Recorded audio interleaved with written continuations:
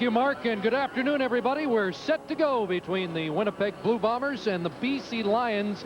Glenn, in what is a critical game, these two in opposite divisions, and yet both with important playoff connotations in this matchup. Well, absolutely. Winnipeg Blue Bombers just barely ahead of Toronto, but they don't want BC to cross over should they finish fourth in the West. So very important game for both teams. Troy Westwood to kick it off, and we're underway at BC Place Stadium. And Mike Fletcher takes it on a hop. Fletcher trying to kick it outside and caught from behind by Doug Hocking. Ball comes loose, and the Bombers have it. Rio Wells comes up with the loose ball, and Winnipeg gets a quick start on the road. Well, amazing start for the Winnipeg Blue Bombers. When you're on the road and you're 0-5 on the road like Winnipeg is this year, you need to get a quick start, and that's exactly what Rio Wells gives them with the big fumble from Mike Fletcher. Now they got to capitalize with the football and the sudden change. Tackle made by Doug Hocking. He pulls it out as Fletcher goes down, and Rio Wells gets the good bounce and gives his team the ball first. And shades of August the 4th when these two teams last met, and the Lions turned it over 8 times. So Kahari Jones, an understudy for 3 years in BC, goes to work and hands it off to another former Lion, Corey Philpott, up the middle down to the 24-yard line. Jones coming off his best game as a starter last week. 390 yards in a victory over Saskatchewan. 3 touchdown passes, and Glenn, no interceptions. Yeah, he's making good decisions, getting better every game out. He's playing with still has a little bit of a sore shoulder on his passing arm. Concern for Dave Ritchie coming into this one. 2nd and 5. Jones back to pass. He has a completion at the 19-yard line, and that should be close to a first down for his favorite target, Milt Stegall.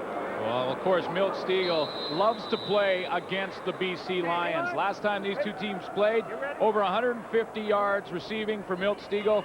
Last year in a game, he had 233 yards, including a 99-yarder. So Milt Stegall loves the BC Lions. That's their challenge. Take away Stegall. Stegall led the CFL in receiving in 97 and is approaching 1,000 yards for the 3rd time in his career. Did the nose of the football get there? They have to take a close look at that one. Get the magnifying glass out. Looks like it'll be 3rd down and millimeters. Yeah. That's not even a whole chain link. Ken Lazarick in charge. That's how precise this game is. It's not even a game of inches, a game of less than inches sometimes. There's Dave Ritchie, who won a Grey Cup with the BC Lions in 1994. And has addressed the fact that his team has not won a game on the road, and he wanted all distractions eliminated this week.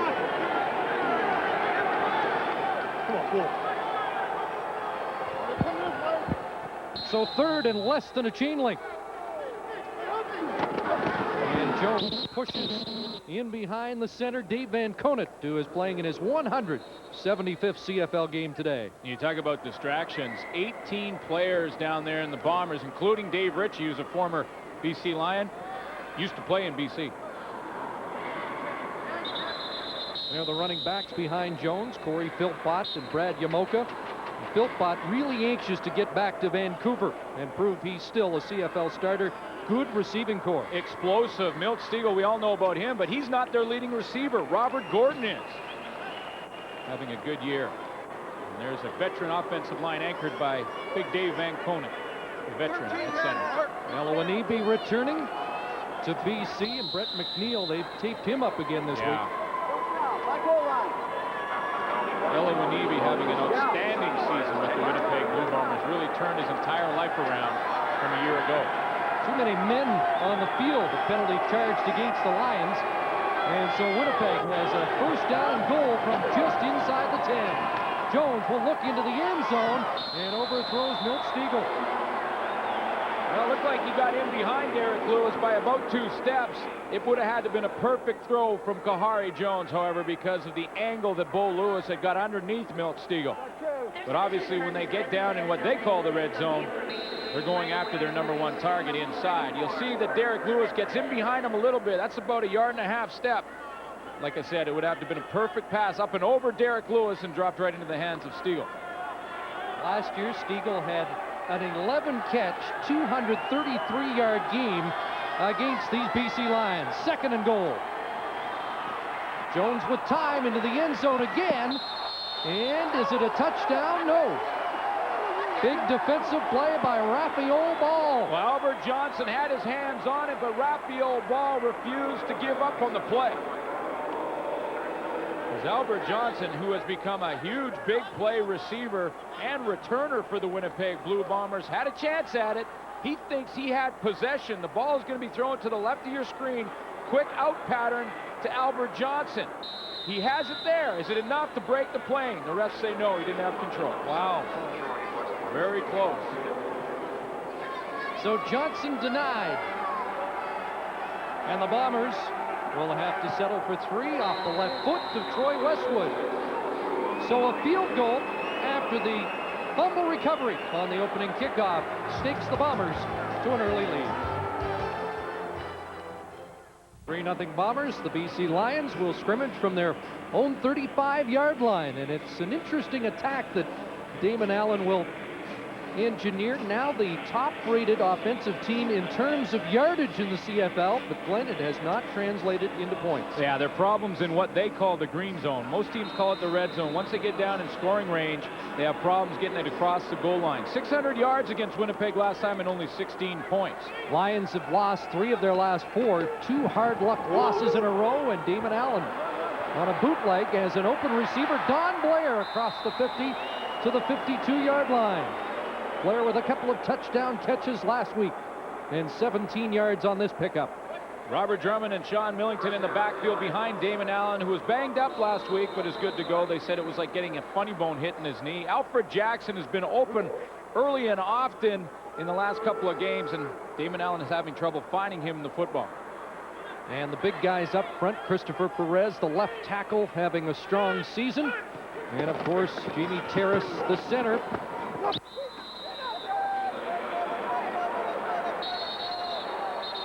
Drummond up the middle, and this team features, there's Oliver getting tangled up with Harold Nash early.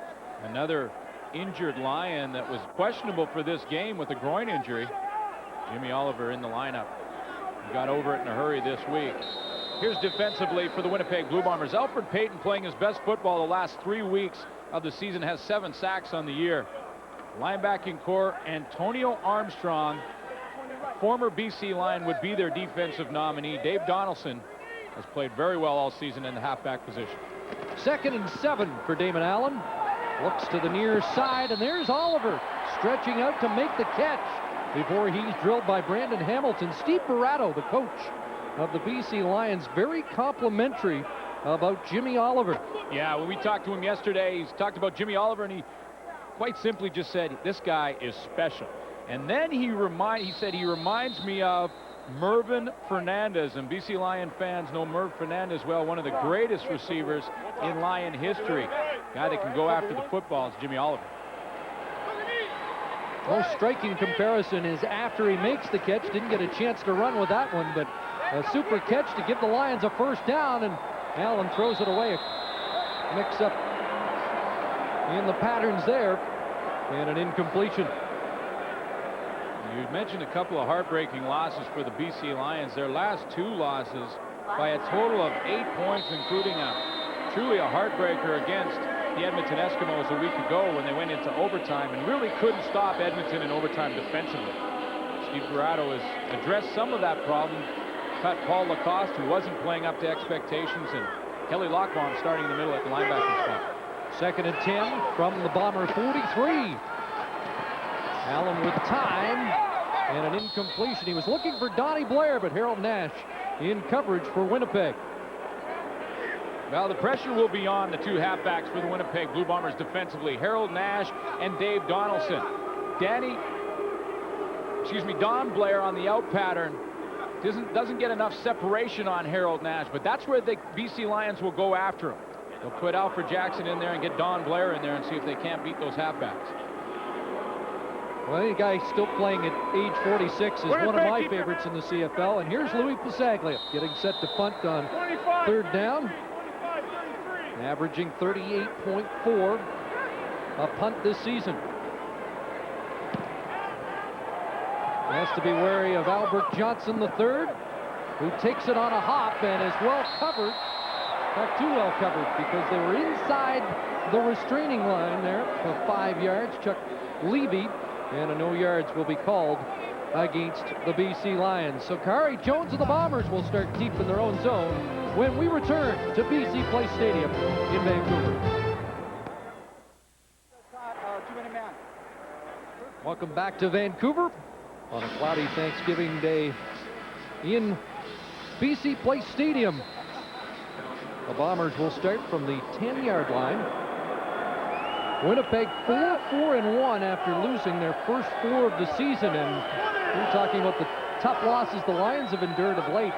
Some real heartbreakers for Winnipeg early. Here's Philpott trying the right side, a couple of yards against a BC Lions defense that is number 2 against the pass, number 7 against the rush. They've had to make some adjustments. Eric England plays his first game on the defensive line in the middle of that line. Herman Smith been the most consistent player up there. Kelly Lockbaum replaces Paul Lacoste at middle linebacker. Will play on running downs.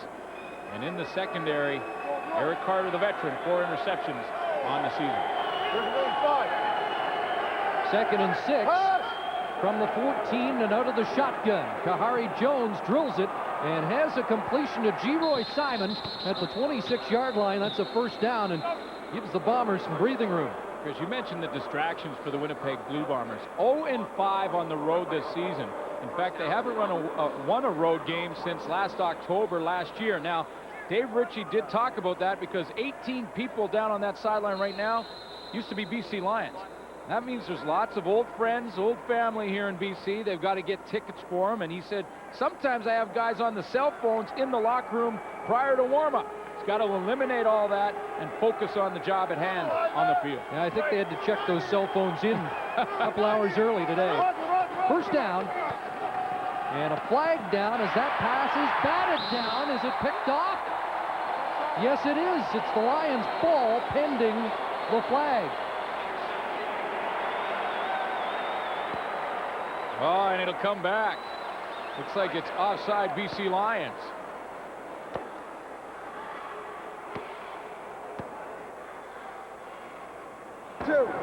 Offside, BC, number 2. First down reported. Eric Carter is called on the offside. Eric Carter is the corner. Means he was up in bump and run, and he got way too close, right down at the bottom of your screen, but he looks like he's at least a yard off. Strange call gives the Bombers a 1st and 5 situation, allows them to retain the football. Well, you know, that you got to go back to that because that's amazing call to me because for 2 reasons. One, he looked like he was a yard and a half off the ball. Number 2, the corners are taught to check with the official prior to the snap. They'll look at the official and they'll point to him and they'll say, listen, am I okay? And just, you know, you take a look at Eric Carter. He looked, first of all, like he was a good yard and a half. Look at that. He's a yard and a half off the football. He's already checked with the official and he gets called and takes away a turnover. Wow. He's looking over at the official now, checking again, but really not much of an argument on that call as Jones goes back to the air. And there's a catch on the far side to Robert Gordon, who has had an outstanding year, approaching a career high for him. That's his 73rd catch, which is 3rd in the Canadian Football League. Yeah, when you have Milt Stegall in your lineup, it's hard to get the football because quarterbacks often are looking for Milt Stegall first. But when Milt Stegall draws double coverage, which he often does, Kahari Jones is looking for Robert Gordon, and like you mentioned, just having his best season to date. Couple of touchdowns against the Lions in their first meeting. 5 catches, 90 yards. That was a 9-yard play and a first down for Winnipeg. Jones again, nice protection going downfield for Simon and nearly picked off. Eric Carter got his hands on it as it was thrown into double coverage. Veteran play by Eric Carter, who was in man-to-man, but he was covering Albert Johnson. Albert Johnson ran a short pattern, and when he saw the ball in the air, Eric Carter just fell off to help out his teammates. This was not Eric Carter's man. He did this on his own.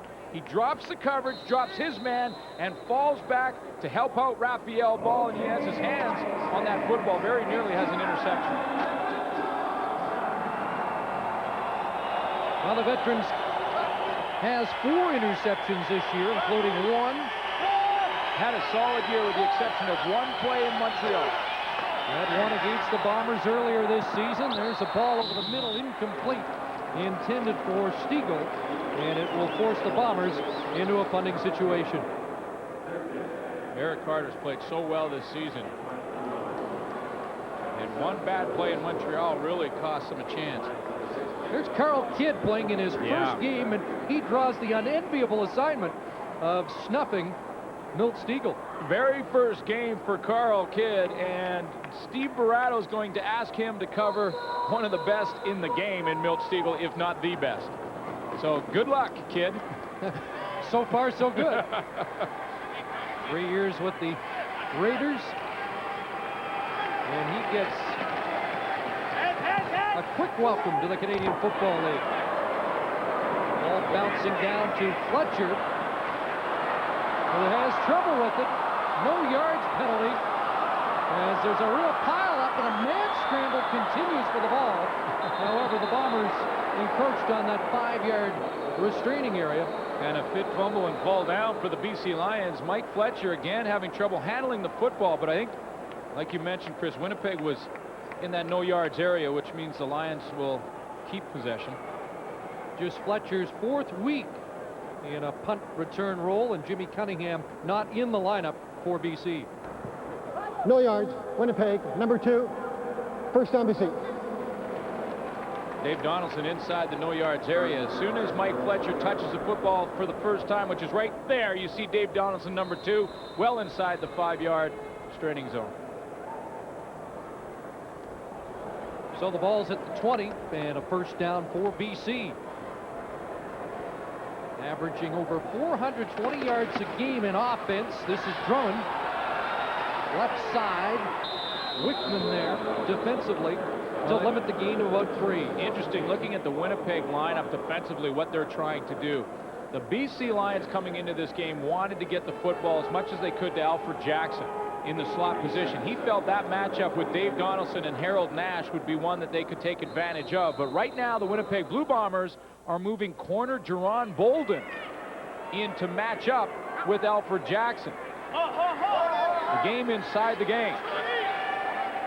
There he is, Bolden on Jackson. The explosive Jackson. And the play doesn't get started. Well, it's an interesting matchup, Chris, because Jerron Bolden, who's been injured this season, back in Hamilton, took away Archie Amerson. They really just had... League of procedure, BC, number 62, still second down. Chris Perez moved early.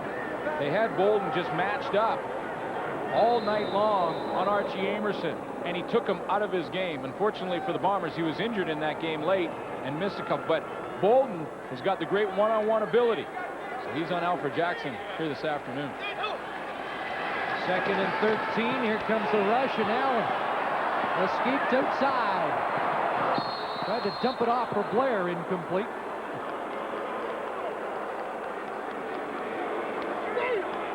Well, Allen gets flushed, and again, the veteran not making or forcing a mistake down the field.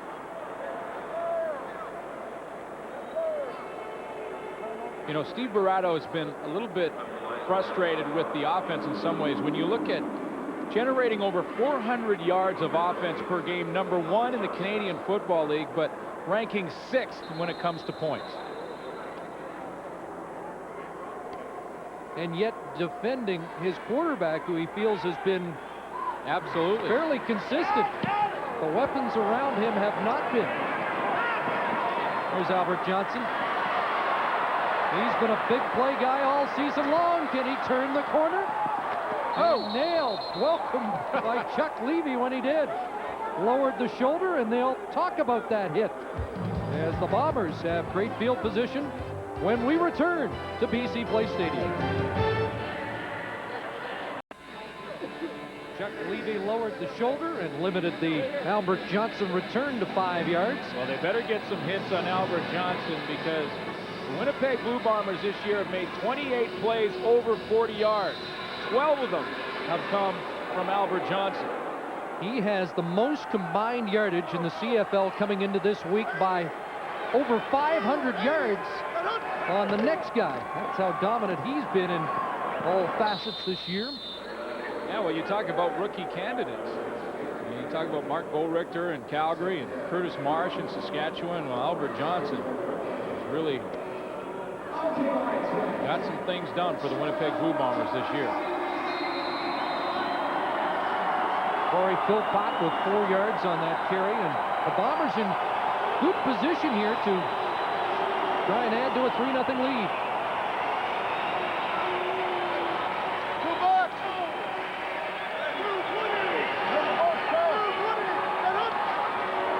Second and close to 5, and an incompletion intended for Gordon. When Milt Stegall went in motion to the wide side of the field, Kahari Jones knew the coverage he had immediately, which was one-on-one man-to-man Rafael ball on the outside. He went right to that matchup on a timing pattern to Robert Gordon, his leading receiver, and the timing was just off slightly. So Westwood back in this, a 48-yard attempt. He's hit from 56 this year. Off the bar and good. It bounced in. You got to call that. Little bank shot, and Westwood savors it. 6-0 Bombers. Closed captioning of this program is brought to you by Tim Hortons Cafe Mocha. Just one of our 3 delicious specialty coffees. You know, you'll take some of those when early in the season you had a couple hit and bounce the other way. And there goes the football right off the inside of the post. Bank shot for 3 points. You think back to the Calgary game in week 2, Westwood missed one to tie it. The very next week against Edmonton, missed one to tie it. I mean, he deserves a couple of those. Now with the dual role, punting, Bob Cameron still out with the back problems. Lions trying to get their offense on track, but so far not been able to move the football. Well, again, Damon Allen looking to Alfred Jackson, and Jerome Bolden right in his hip pocket.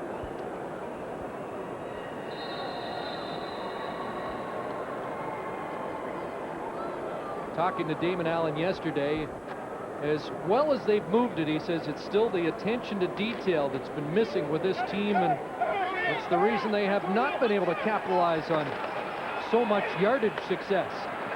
2nd and 10, he's going deep and overthrows the intended receiver, Sean Graham. Again, tremendous coverage downfield. Harold Nash right with Graham. When you mention getting in the red zone and not scoring points, it's been the problem with the Lions, and it is that lack of concentration like you talked about. The offside penalty at the wrong time, the holding call at the wrong time, forcing him in deep situations. Now look, Damon Allen had plenty of time to throw the football, but Harold Nash right on Sean Graham. Pressure's on the halfbacks, and so far they've responded well. Been some concern about the back end for Winnipeg this season, but an impressive start here in BC as Pisaglia kicks it away. And here's Albert Johnson with a flag down.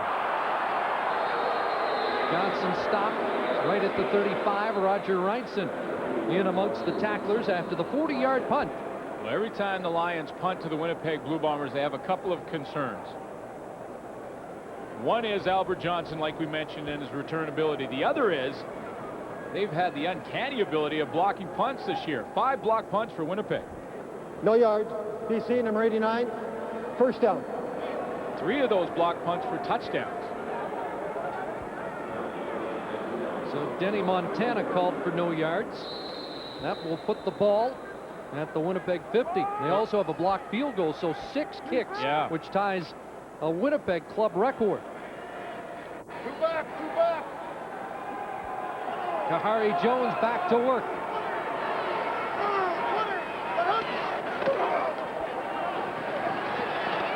Flushed out. He'll take off.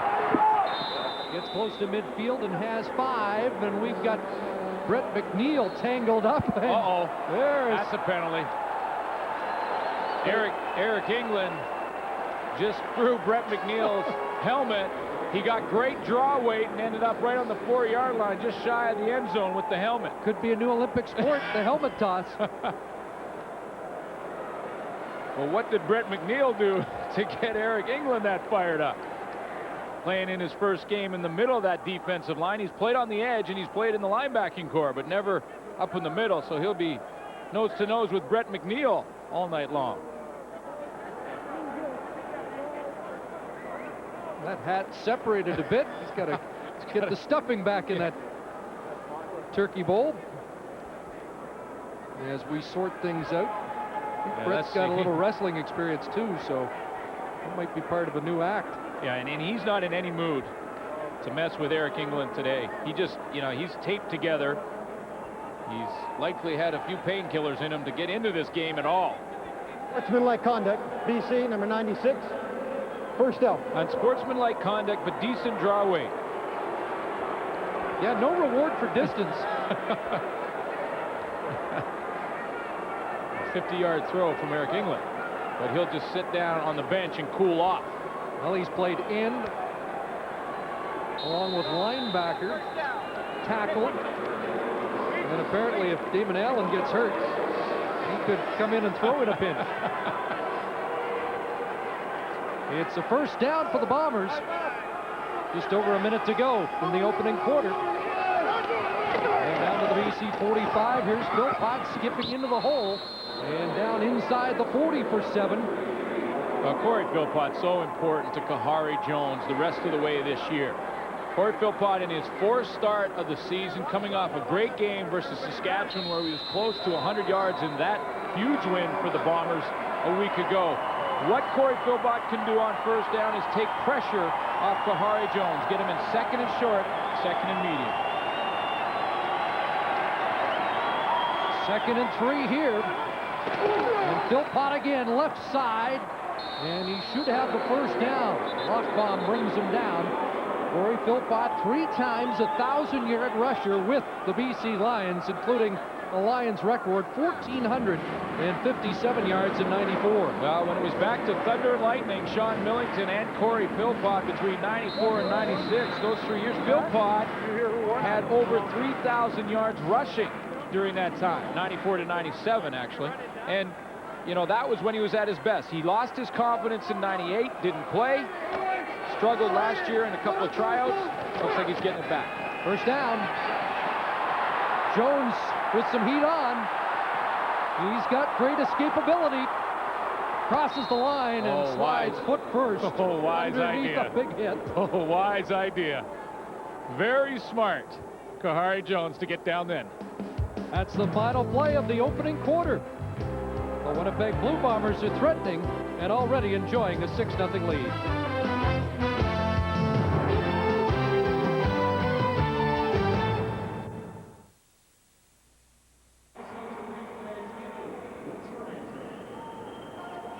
There's the Bombers' Brett McNeil, who had his helmet tossed about 25-30 yards by England of the BC Lions. I asked England what he did, and he said, I'm not going to tell you I've got the entire game to go through, but he said, I've also got an entire game to get even.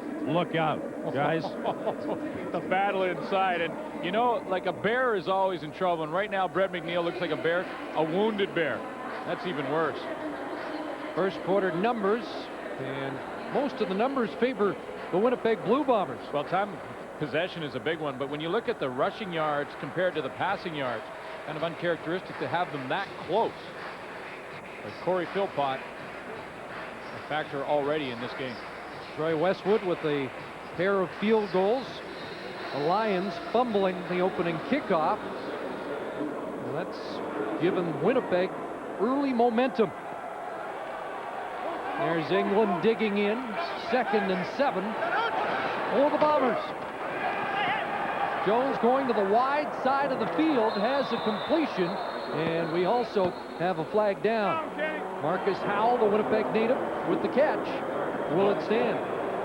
Marcus Howell just ran out of room over there. Had he had an extra yard, he could have turned the corner. Eric Carter had fallen down. Options being given to Kahari Jones.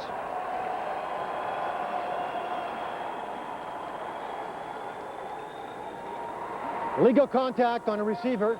BC number 23. First down. Okay. So we search Chuck wildly. Levy. Chuck has played a little bit. In fact, he has a sack on defense. He plays a little defense. Is usually a backup defensive back. I just don't see him in right now. No. You wonder if it's 33. Yeah, I think the wrong number. In any event, it's a first down for the Bombers. Play action. Jones looking downfield. Touchdown. Milt Stegall. Touchdown number 11 on the season. If you're going to take the safety out of the middle, which the BC Lions decided to do on that play, you know that Kahari Jones wants to look for Stegall, who can get into that middle in a hurry. Watch McClellan right there, number 34. His feet don't get moving in time. He stops his feet, and look at the wide open middle of the field for Milt Stegall. Well, he had 3 touchdowns last week and another call back. Stegall in a groove, so is Kahari Jones. And the Bombers have taken a giant step forward in pursuit of their first road win of the year. A 22-yard touchdown pass, and Westwood adds the point after. And the Bombers have bolted out to an early 13-0 lead.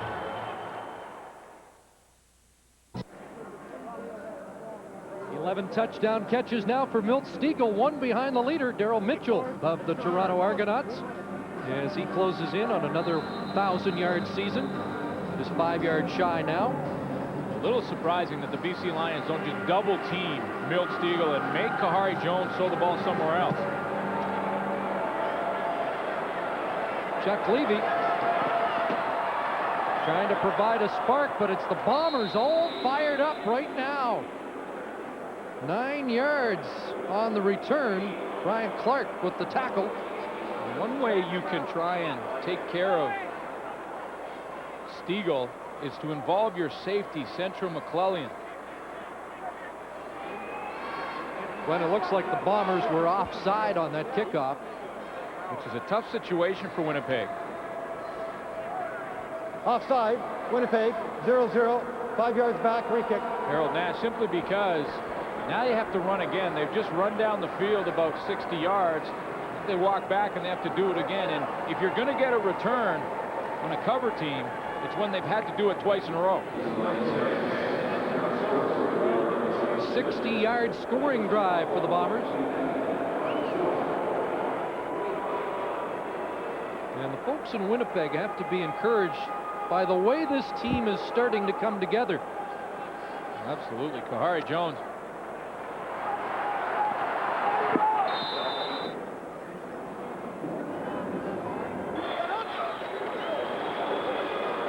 Throw down the middle to Milt Stegall on the touchdown. Central McClellan way out of position. And Derek Lewis really had no chance. Couple of catches, 27 yards for Stegall. And now they'll kick off from their own 30, and they'll try a short kick. And Nash has got it, but he wasn't 10 yards. A flag is down, and Harold Nash all the way down to the BC 32-yard line, but hold on. Yeah, I don't think he was 10 yards. The ball has got to travel 10 yards before you can touch the football. Harold Nash grabbed that, and Dave Ritchie is saying that it was. They were back at the 30, and maybe the official just marked the line from the normal kickoff spot. And that's what Dave Ritchie's arguing. Yeah, and if you get the penalty and you're back 10 yards, it's still just 10 yards. It doesn't become 20 yards. Because it's quite clear from the argument that it is not another offside call. Well, there it is on the 30-yard line. Let's see where Harold Nash catches it. Number 0-0, First down for He's BC got at it the well point over the without 40. touch. 3 yards over the 40-yard line. That should have stood. And Dave Ritchie, Harold Nash. Oh, and my. the Bombers have a case. Grant Collard, the back judge, makes the call. Oh, my goodness. Now, he must have been confused as to where the football was placed, because that ball, when it's caught by Nash, he comes down 3 yards past that 40-yard line strike. That is a clean onside kick and a huge turnaround. Now we've got one of the off-field officials talking to referee Ken Lazaruk. Well, they may straighten it out. I don't know if they can at this point. They're going to have a little conference, though. It would be almost unheard of to see them change their minds now. It's a huge call because it gives BC the ball at the Winnipeg 40. And they're still going to talk about it. Well, did Harold Nash leave his feet inside? Check it. The line judge One made more the call. time. One more time, Chris. I mean, there's the 40-yard line. Here comes the football. Nash jumps. That doesn't matter. He is past that line.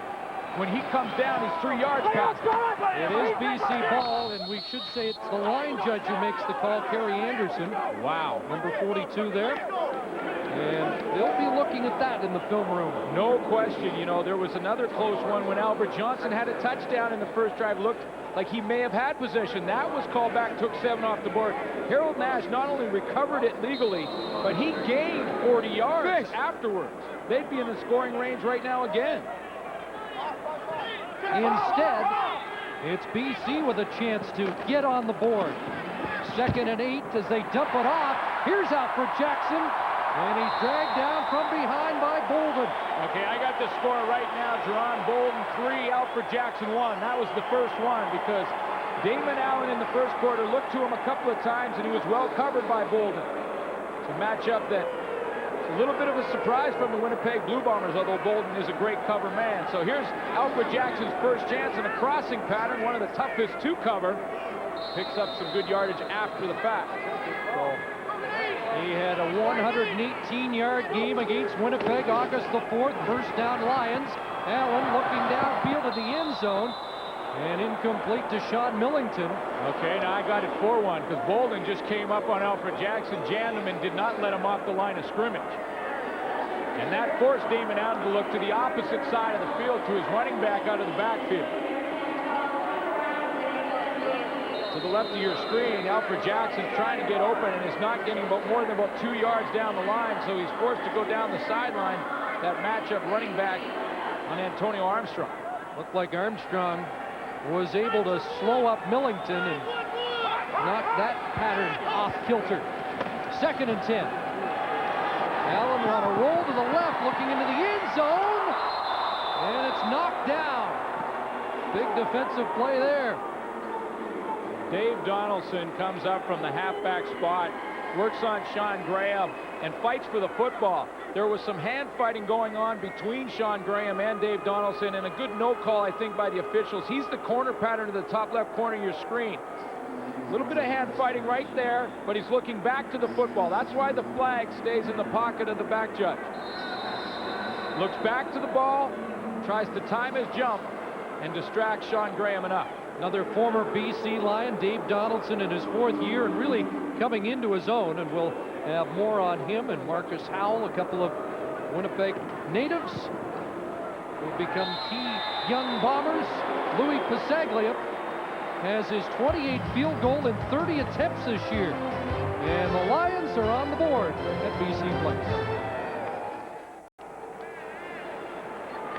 So the BC Lions convert a controversial call into their first points of the game. To get the points, well, the get is good because they flat out robbed Winnipeg of a big play.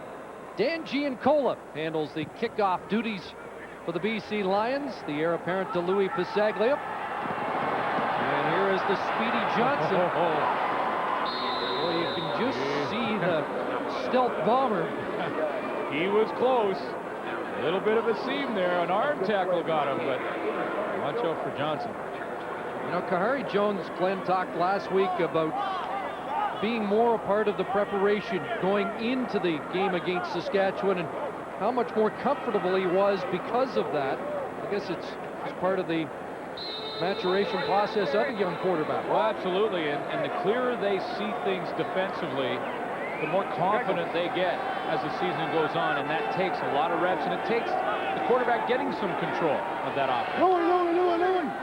Jones working with a 10-point lead as he fakes the handoff to Philpott and finds Robert Gordon, who shook Bo Lewis for a couple of extra yards. He may get the first down.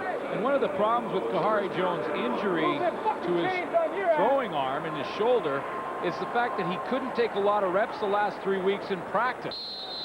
You know, so Kahari Jones is playing a great game here this afternoon, considering over the last 3 weeks he's taken limited reps in practice and had to play hurt. Dozen yards for Gordon and a first down at the Winnipeg 50. Inside Philpott, and he's wrapped up after 3. Corey Philpott's problem early in the year when he was competing with George Jones for the starting tailback spot was he put the ball on the ground way too much, and that's a confidence issue a lot of times with the running back. Corey Philpott had lost confidence last year and in 1998 when he didn't play. But Dave Ritchie loves Corey Philpott, loved him when he had him here in BC, gave him a second chance, and he's making the best of it right now. 2nd and 7.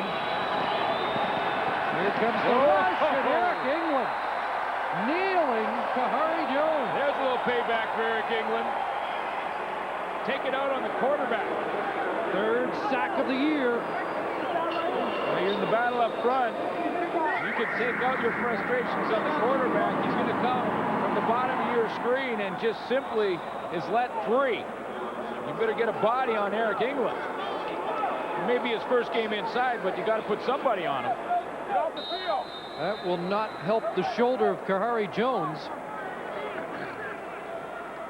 Brings Westwood into the game to punt.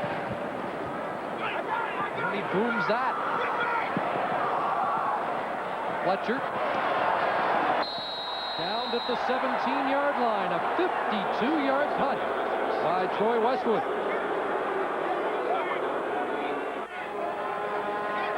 Lions trailing by 10. The quick hitter to Don Blair. And Blair will have a first down near the 30 for the BC Lions. I think I'm a little surprised with the Lions offensively is the fact that they haven't got Sean Millington involved in this football game running the ball. Now they are behind early, but there's so much time left that they should be still staying with the game plan. Last time Millington and the BC Lions played against Winnipeg, Sean had 121 yards rushing.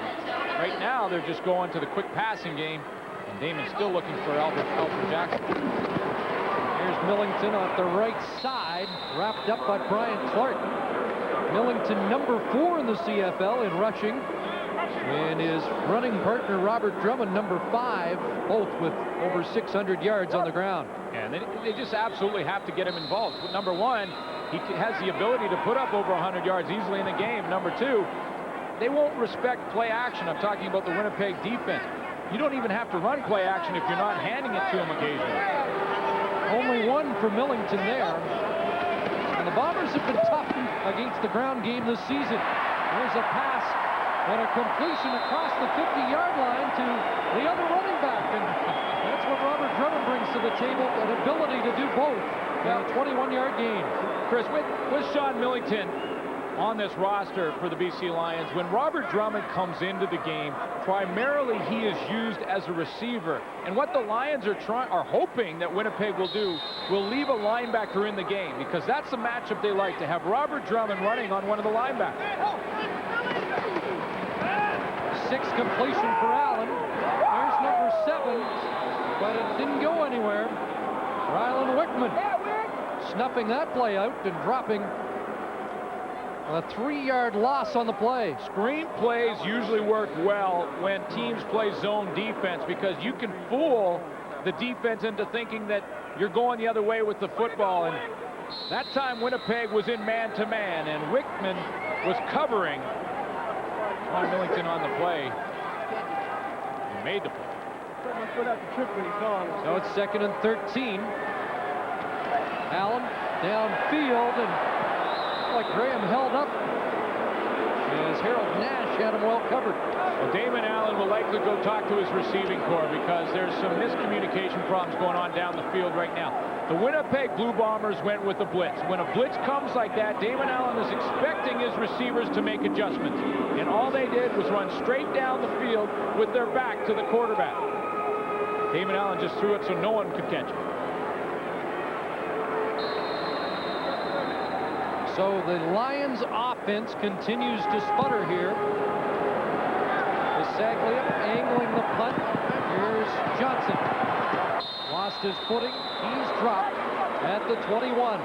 We're midway through the 2nd quarter in Vancouver. Winnipeg with a 10-point lead.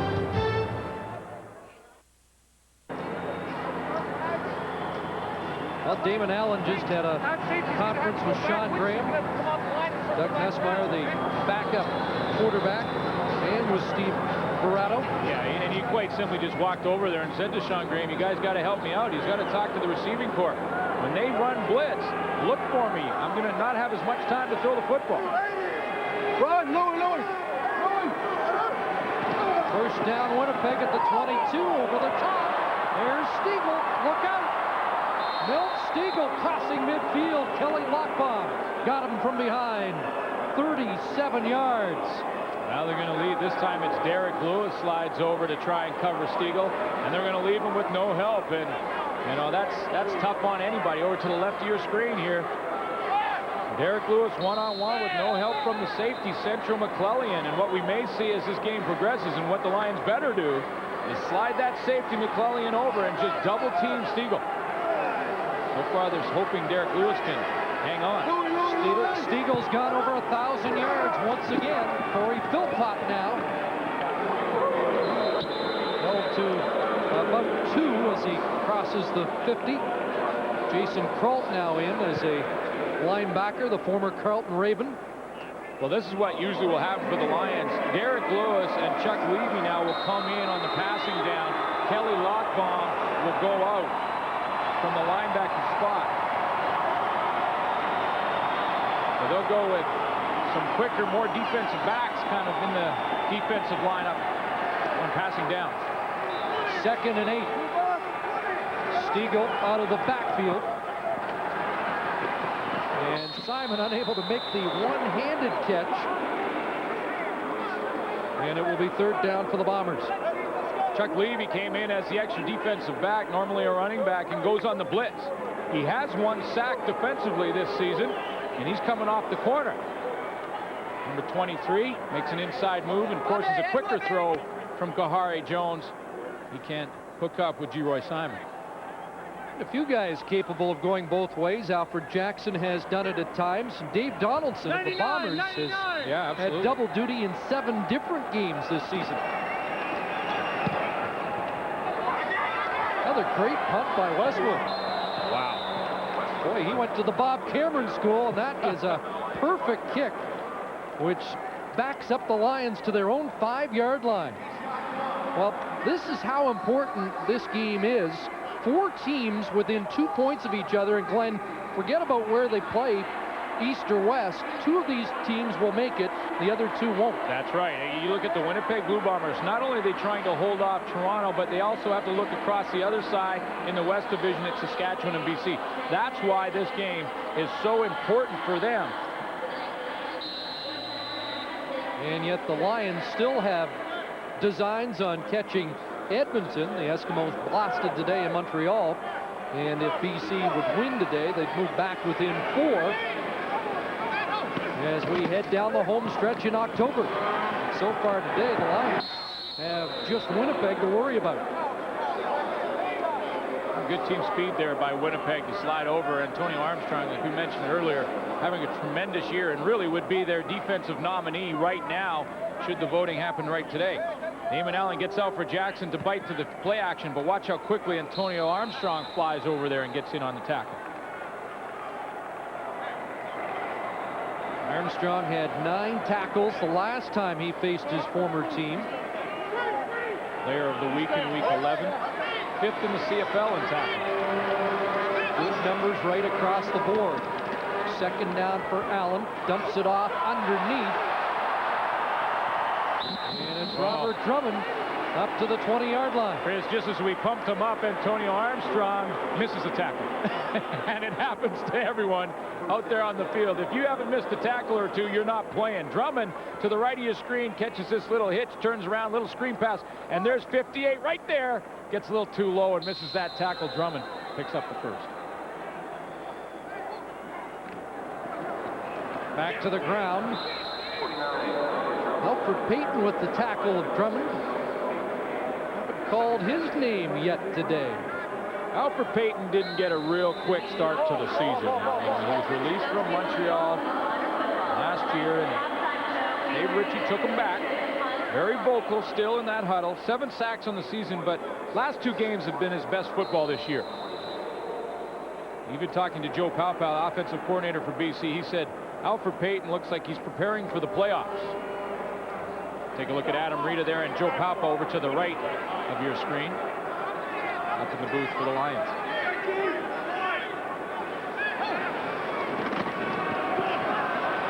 There's Allen. Upended. Troy Bailey limits the gain and forces BC into a punting situation. Troy Bailey, by both coaching staffs, has been compared to Joe Fleming, the Calgary Stampeders. And if you're compared to Joe Fleming, you're doing something. I mean, Joe Fleming could be a front runner for defensive player in the entire league. Troy Bailey was compared by both coaching staffs to Joe Fleming. Sacked in each of his last 3 games. Flag down. As Pasaglia was roughed up. There's Johnson. This will be all for naught as he's dropped at the 46. Now, at Luke Pasaglia's age, Harold Nash has got to have more respect. He just cannot treat an older gentleman like that. He gets the late hit on Louis Pasaglia. That's a good try by Nash. Here comes Harold Nash. He had a crack at the punt. We mentioned they blocked 5 punts this year, so they're confident at it. He maybe got pushed a little bit by Robert Drummond. First down. In any event, it's a first down for BC. And something like that can turn the game around. Well, Winnipeg has got a couple now that have turned it around, and one of the other ones involved Harold Nash on that onside kick that was given to the BC Lions and shouldn't have been. Just over 3 minutes left. Might be a lengthy reel headed to the league after this one from Dave Ritchie. New set of downs for the Lions. There's Jackson. He's going to throw it if he gets time to set it up. Now he lets it go, and wide open's Jimmy Oliver. Here's Oliver trying to outrun Brian Clark, and he stepped out of bounds at the 27-yard line. How about Alfred Jackson? The Winnipeg Blue Bombers defensively have been a team that pursues tenaciously. Alfred Jackson takes advantage of it, and so does Joe Paopao with a little changeup. 49 yards for the Lions.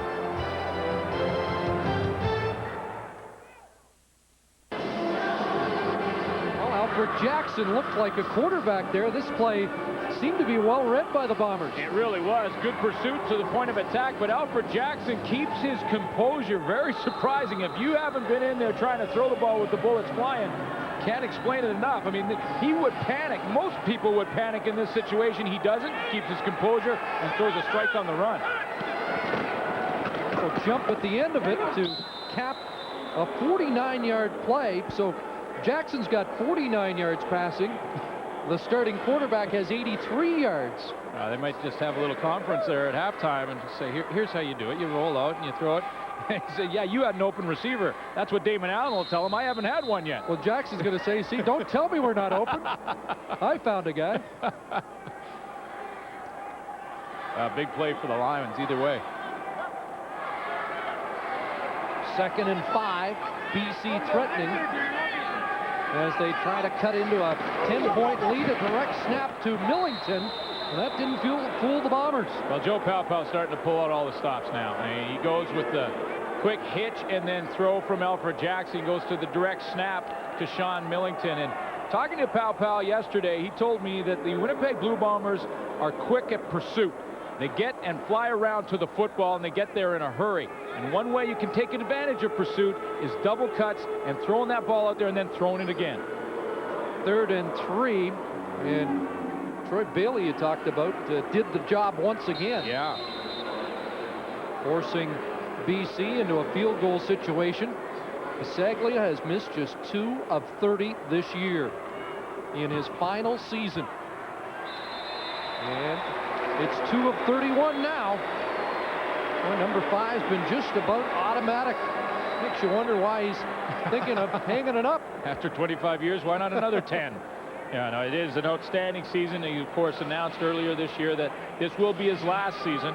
They'll have a ceremony for Louis Bisaglia at the end of the year in the last game of the home season for BC against Saskatchewan. But 93% for Louis Bisaglia this year. Let's join Steve Armitage. Thank you, Chris. As we look at Steve Barato talk to the troops, we'll tell you that coming up at halftime, we'll feature a couple of homegrown, hometown heroes in Winnipeg. And time permitting, we'll have highlights in the first half of our CFL on CBC doubleheader. The Als and Eskimos. The Alouettes won that one, by the way, convincingly, 45-15. Guys? Steve Barato's team has pulled to within a converted touchdown here with a minute 49 left on the clock in the first half. They haven't taken full advantage of the breaks they've had. I'm talking mostly about the Winnipeg penalties in the Winnipeg. The poor calls by the officials against the Bombers. Giancola puts it in the air. And Albert Johnson. Boy, great pursuit by Levy downfield. He's been a key man on special teams for the Lions today. He really has. He's just shooting through the gap. He's going 3 ways. Yeah, exactly. Well, there's 3 phases of the game: offense, defense, and special teams. And you're right, Chuck Levy is playing on all 3. Comes in on some passing downs for the Lions defensively. Goes in at running back or receiver and makes a great tackle on Albert Johnson right there. Well, an interesting series now. See if the Bombers can expand their lead or whether the Lions can get the football back in their offense's hands before this first half is up. Well, the Bombers have been aggressive offensively. They're throwing the football down the field, looking for Milt Stegall, and they certainly don't want to change anything up right now with a minute 43 left. If you get conservative, you give the Lions back the football with a chance to get some more momentum going in at halftime. Seem to be adjusting the clock, and well, they made a key adjustment and put another second there for Jones to work with.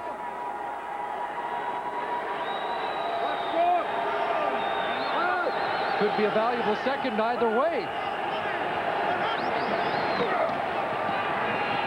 There's Jones, Stegall, and he ducks out at the 37, trying to reach the first down stick.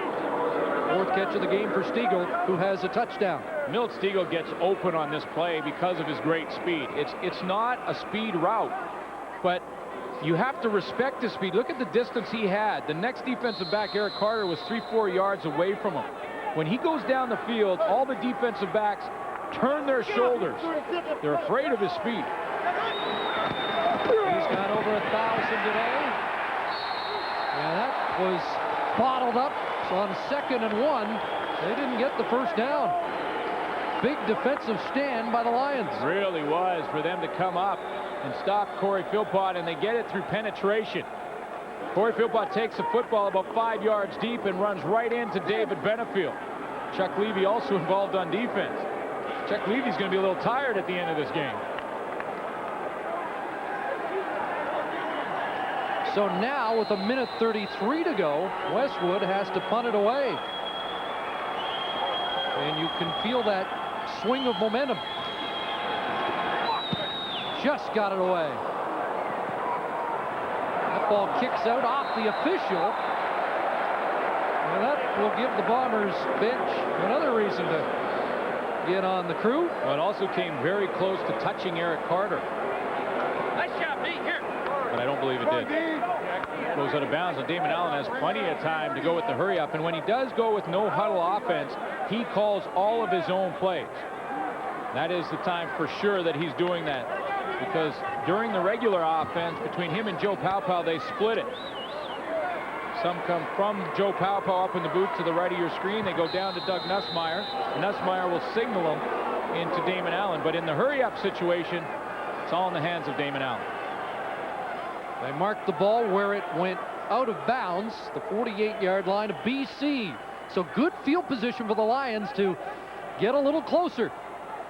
Pump fake by Allen, and then he delivers a strike to Brett Anderson in a Winnipeg territory. One of the things that Steve Barato said to us yesterday about his offense was the consistency of the offensive line. That's the one part that he has been happy with. Chris Perez is having a tremendous year, and on that play for Damon Allen, they created some pretty big throwing lanes for Allen. Watch Perez, 62 on Peyton. He shuts the door on him. The throwing lane is there, and Allen can step up and deliver the strike. Tom Europe with the tackle, but it's a first down for BC. Now Allen faked that little shuttle toss and takes off himself. Down to the 43. He has 8 more.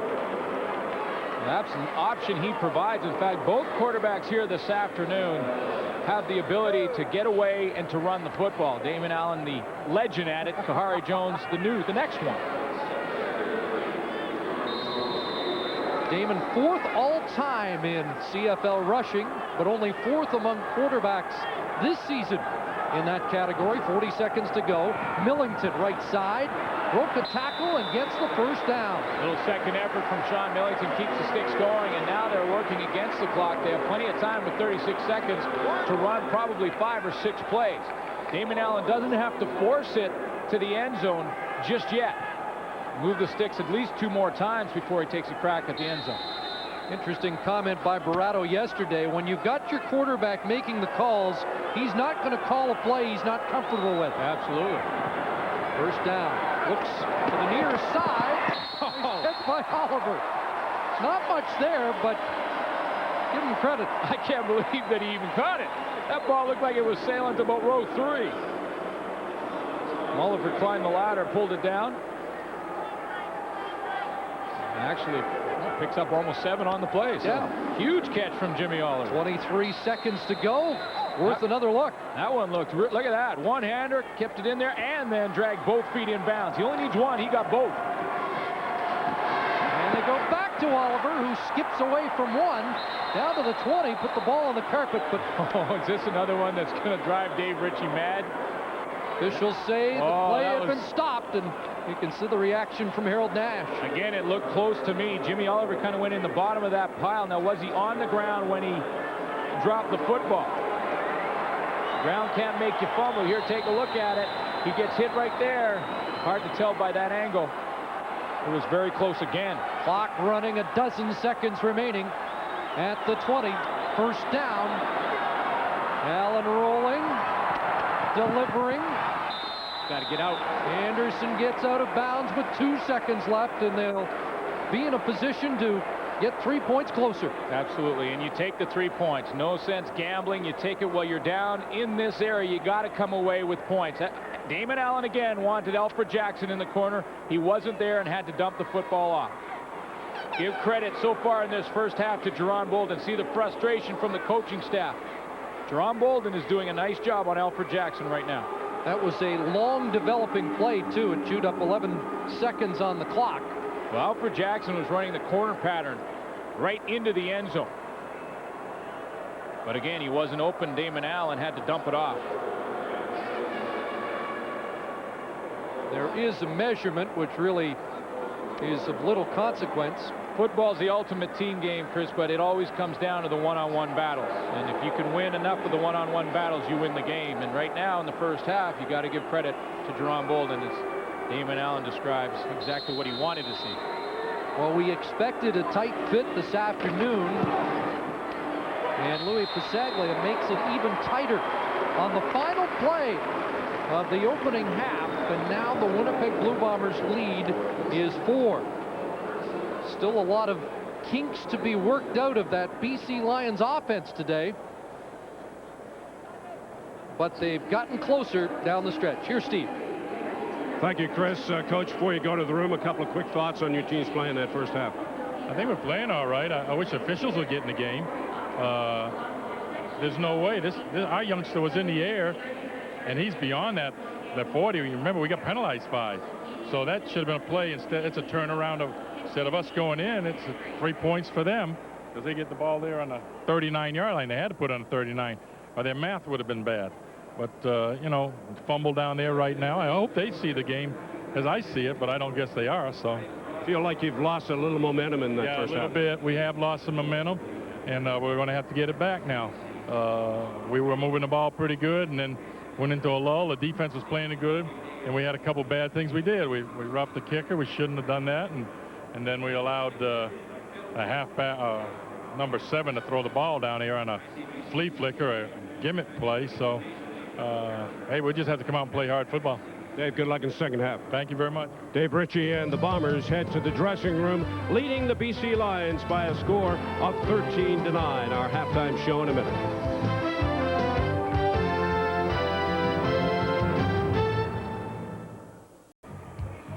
Welcome back to BC Place Stadium in Vancouver at halftime between the Lions and the Bombers. The Bombers, in search of that first road win of the season, are leading the Lions 13-9. Well, Marcus Howell and Dave Donaldson are living proof that you can prosper in your hometown in the CFL. Both are key members, both are Canadians, and both are on the roster of the Winnipeg Blue Bombers. Howell and Donaldson attended the same high school in Winnipeg, but followed different routes to the CFL. Howell went to Southern Texas, Donaldson to the University of Manitoba. Howell, the speed merchant, was a draft pick. Donaldson came home after 3 years with the BC Lions. Growing up in Winnipeg, a few blocks from the stadium, you know, I wasn't an avid football watcher, but we used to play on the street. During the Winnipeg Blue Bomber games, we'd be playing, and you can really hear the sounds of the fans. We pretend that we were catching a ball and people were cheering for us. So in high school, I wore number 1, but on the school ground, I wore 21. James Murphy was the man here in Winnipeg, so everybody wanted to be him. So that was my idol growing up. When draft day came, the Bombers picked me. The dream come true. During camp, Coach Murphy was here, helping us with the routes and everything, and you know, you can't ask for anything better than that. I signed as a free agent out of college to BC. I wasn't drafted. 3 years later, I knew I was going to come home and play in Winnipeg. As soon as I became a free agent, that's where I wanted to be. I wanted to play in front of my hometown fans, my friends. You know, no money in the world is priceless, you know. My mom doesn't know much about football or sports for that matter, but she's always out there watching, making sure I don't get hurt.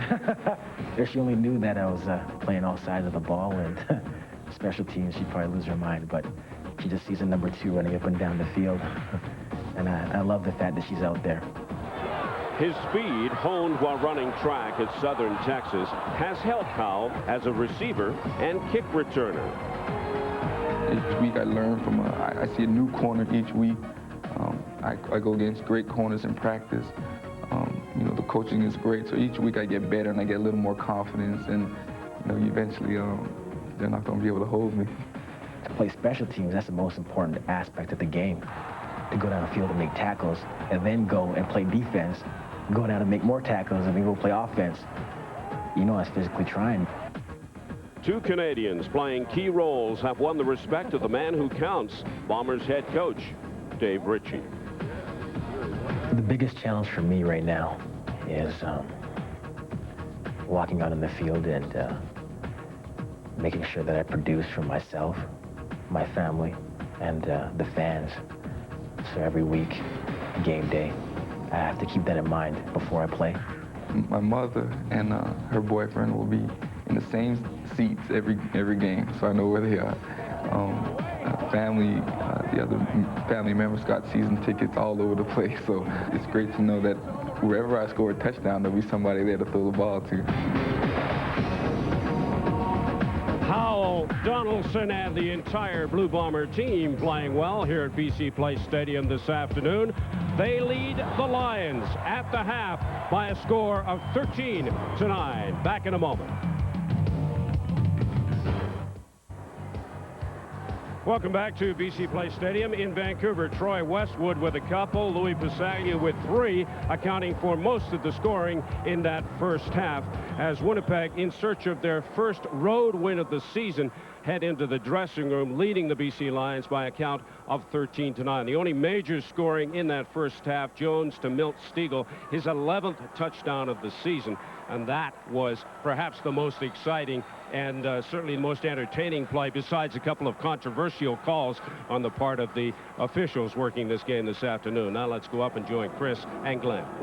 Well, Steve, even though it's Thanksgiving Day, you're probably not going to hear Dave Ritchie say anything awfully nice about the officials, and certainly not after that first half. Some interesting comments from the coach, who probably had a case. Yeah, and I saw 3 bad calls in the first half.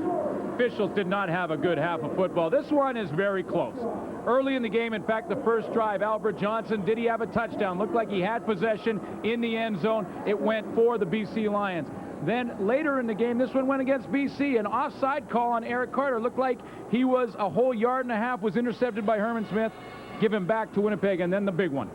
Onside kick after a penalty against the Winnipeg Blue Bombers. Harold Nash is clearly 10 yards down the field when he grabs the football and then runs it all the way down to the 30-yard line of the BC Lions, given back to BC on a very bad call.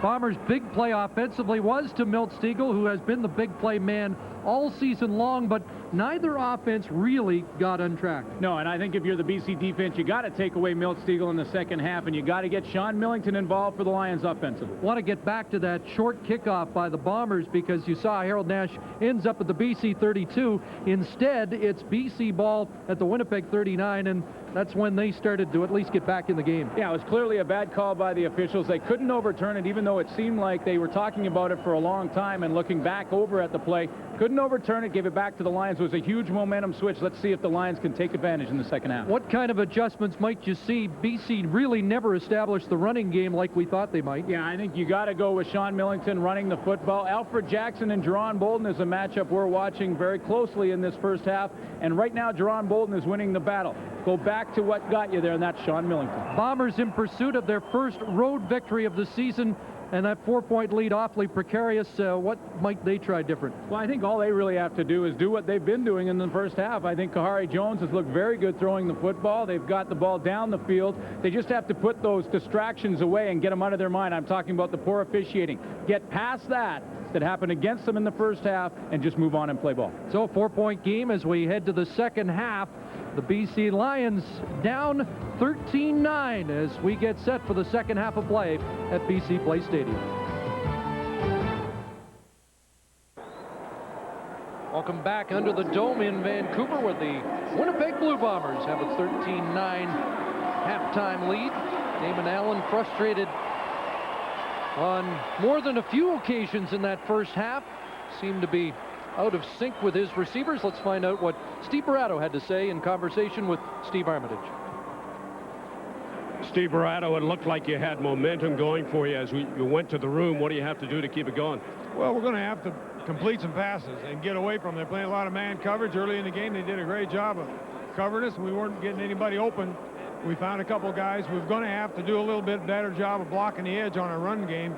They're coming down there and getting us. The defense came up big a couple times when they had the ball in a bad field position, and they got the one touchdown to Stegall, but he's going to get one on you. We've got to protect the football. We started out by giving them 3. Might we see more of a running game out of the Lions in the second half?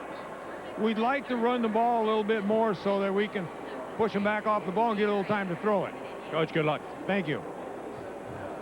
So Steve Barato trying to end a 2-game losing streak that has been a pair of frustrating tight losses. And of course, we've mentioned the Bombers, still the last team looking for a road win this year. There are the numbers in the first half. Now, the Lions started to get some of those numbers throwing the football late in the first half, but like Steve Barato mentioned, you got to give credit to that Bombers secondary, which really has covered down the Lion receivers and handcuffed Damon Allen. did in the first half. Got to get them open and give the ball to Sean Millington a little bit more. That was a quiet 171 yards passing by the Lions, but remember, 49 by Alfred Jackson. That's right. Damon Allen with 10 completions in the first half, hits 3,500 in his CFL career. And he is now 1,178 yards short of Ron Lancaster's all-time Canadian Football League mark. Dan Giancola has it on the tee. And again, we can't stress enough how big this game is for both teams, with playoff implications and only 4 games to go after this for both. Here is Albert Johnson the third, and he nearly sprung another. Dan Giancola, the last guy back, knocks Albert Johnson out of bounds. Kickoff returns on the season, 1,121 yards coming in to this game. It's a lot of yardage. Now, it also means you're returning a lot of kicks, which isn't good news, but Chuck Levy's been their best special teams player, the BC Lions, here this afternoon, and he's shaken up. Looked like he's favoring the left knee. Trying to hobble off with the help of Terrace and Harden. And as we have mentioned today, he has seen action on all sides of the football, offense, defense, and a key man on special teams. Well, interesting to see now if the BC Lions defensively change things up on Milt Stegall. And as it looks to me right now, they're going with the one-on-one on Derek Lewis again. Harry Jones to pass. Yep. And there is Stegall wrapped up. Jason Kralt brought him down. Stegall should have enough for a first down, pending the placement of the football. Derek Lewis has 3 interceptions coming into this game and has played well at halfback for the Lions. But I don't care if you're an all-star halfback, you're going to have problems with Milt Stegall if you're left by yourself all game long. And between Derek Lewis and Carl Kidd in his first game, they've been taking turns, and neither have done a real good job against Stegall yet today. 3 multi-touchdown games for Stegall this year. Got 10 and a first down on that first play. A pass in the flat, incomplete, intended for G-Roy Simon. Stegall awfully close to the other receiver.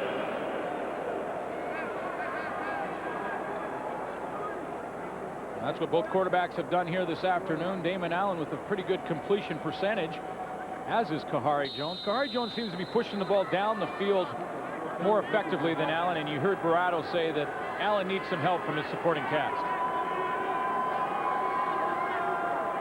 Kahari Jones has tossed his 19th touchdown pass of the year, evening his record to balance 19 interceptions. 2nd and 10, and there's some trouble for Jones to get out of. Looking downfield, jump ball, and it's knocked down. Derek Lewis battling Bobby Gordon. That'll go down in the book as a long incompletion by the Winnipeg Blue Bombers, but on film tomorrow, Derek Lewis will get a minus.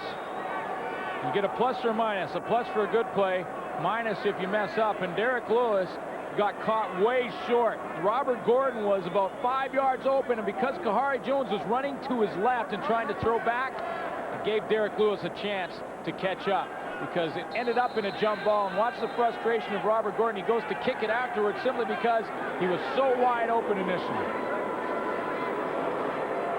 3rd down, and Troy Westwood will attempt a 54-yard field goal. Again, he's hit from 56 this year. And he's got it. 54 yards, and he didn't have much to spare.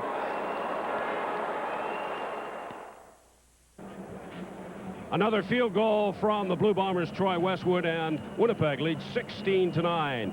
In the East this afternoon, it was all Mike Pringle and the Alouettes. When you've got this guy in the backfield and you're this close to the goal line, just give it to Mike Pringle. 4 touchdowns for Pringle. He was the MVP a couple of years ago. The season he's having now, he could be the MVP again for the Alouettes. Easy, 45-15 winners over the Eskimos. Montreal moving into first place in the East in front of Hamilton. Guys? 18 touchdowns on the year for Mike Pringle as Damon Allen goes downfield, incomplete. Looking for Robert Drummond, a former running mate of Mike Pringle's in Baltimore.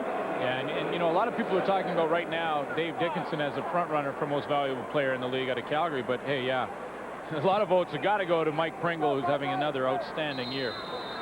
Just want to have another look at this field goal because Troy Westwood didn't have much extra. That is like inches over the bar. You can see, by the way, Mike Fletcher standing right under that crossbar. Just dropped over. So one over the bar, one off the upright. It's been a pretty good day for Westwood. Damon Allen gets out of trouble, and Robert Drummond starts to run up to midfield. Look at Damon Allen creating something out of nothing. He can still get it done. Very tough to get a solid hit on Damon Allen. He's like the Wayne Gretzky of football. Damon Allen is tough to hit. See, watch him slide right there to the outside and then just flip that ball out to Robert Drummond to create something. Like the old days when you're a kid playing in the parking lot. 20 yards, Allen to Drummond, 37 years of age. It really doesn't appear as if he's slowed down a step. Look right now over the middle. There's Alfred Jackson. And a catch inside the 35. Well, that was against his own defense, and Damon Allen made the play by looking to his right first. When he looked to his right first, he froze the coverage. They were all backing up, and as soon as watch Damon Allen take the football, look to his right there, and then go back over the middle to Alfred Jackson. When he looked to his right, everyone froze for the Winnipeg Blue Bombers, and that gave Jackson just a little bit of room. 23 yards on that play, so the Lions got something going. Now Allen steps up. Down to the 24.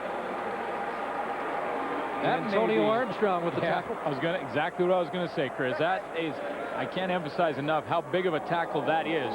When you have one-on-one with number 9 for the BC Lions, you get him on the ground, that's a huge tackle.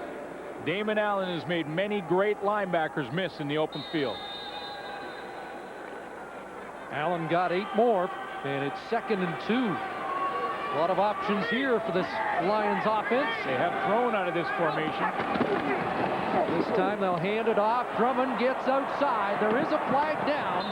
Drummond's got the first. But a penalty marker in the Lions' backfield.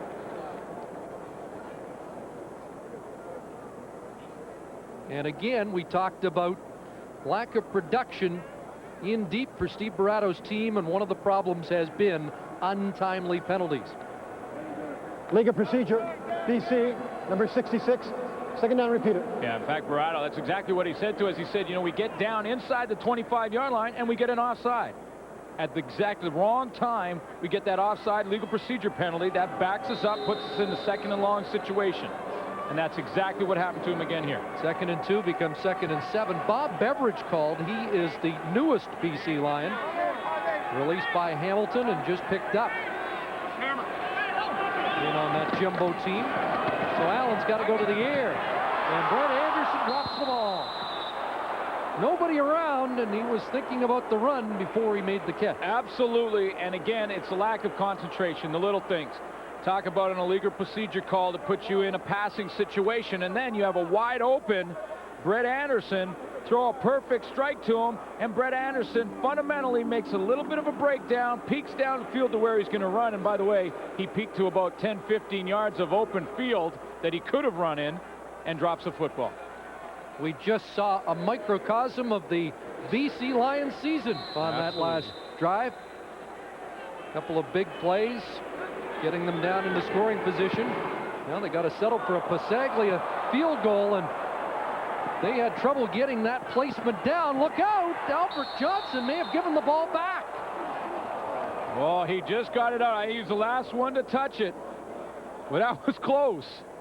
Apparently he did just corral it back away from Jason Kralt. Bombers backed up, but they still own a 7-point lead.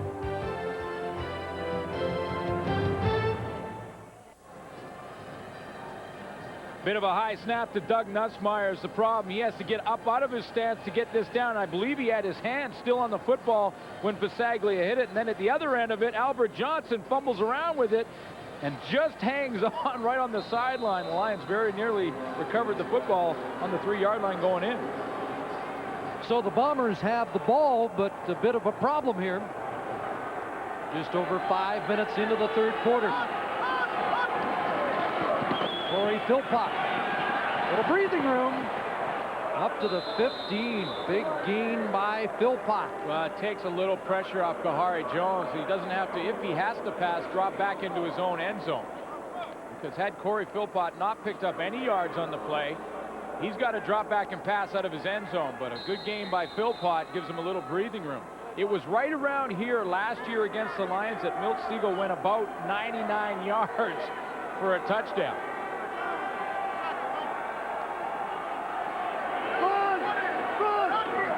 Down again, Philpott has 4 more. Just thinking about Mike Pringle with 18 touchdowns, 4 games to go. Philpott with 22 in 1995. Mike Pringle seems to gain momentum this time of year when the weather starts to get a little colder. That's when it's Pringle time, and Corey Philpott getting some tough yards in the middle. First down of this series, picked up 10 yards, a little easier than that 3 or 4 he got on that run. 2nd and 6. Here's Stegall. Glenn, you called it. And Stegall lost some yards trying to find that one last seam to the end zone. It really amazes me that he's not drawing some more attention from the BC defense. And yes, you have to have confidence that your players can cover, but it's tough when you got the abilities of Milt Stegall. And you can see that he slips in behind the zone coverage. Central McClellan not spending enough attention to get over there and enough time to get over there, and Stegall gets him way out of trouble. There's the jam by Derek Lewis. Now he slides. That's not his man. It's not his zone. There it is right there, 34. Central McClellan has got to get over there in a hurry. 6th 100-yard game of the year. First down, Kahari Jones. Another strike. Bo Lewis wraps up his man. And Stegall's got another catch. You know, in your safety, even if you're in man-to-man and you're free in the middle, Central McClellan usually is, and you know that Milt Stegall has been the hot receiver, go favor him. You can go and tell Derek Lewis, you can just say to him, listen, I'm going to take anything inside, you take anything deep and outside. Right now, he's playing it straight up, and Milt Stegall's having his way. McClellan, a former Ohio State Buckeye, safety on a team that was the #1 rated defensive team in the NCAA. Kahari Jones pitching strikes, and Robert Gordon has a Bomber first down. Well, this could be the backbreaker for the BC Lions when you think of where the Winnipeg Blue Bombers started this drive. Eric England is slow to get up for the Lions. You start out on the 3-yard line. Philpott gives you breathing room, and then now it's been all Kahari Jones.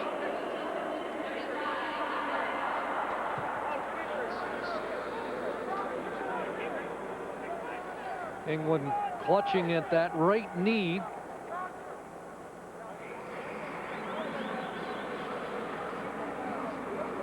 Well, whatever adjustments the Bombers made at halftime, they're starting to exploit their strengths, and that's the 1-2 punch of Stegall and Gordon. Well, yeah, and I think, you know, if you're Dave Ritchie, you probably went in there at a halftime and you said, listen, they're going to make adjustments.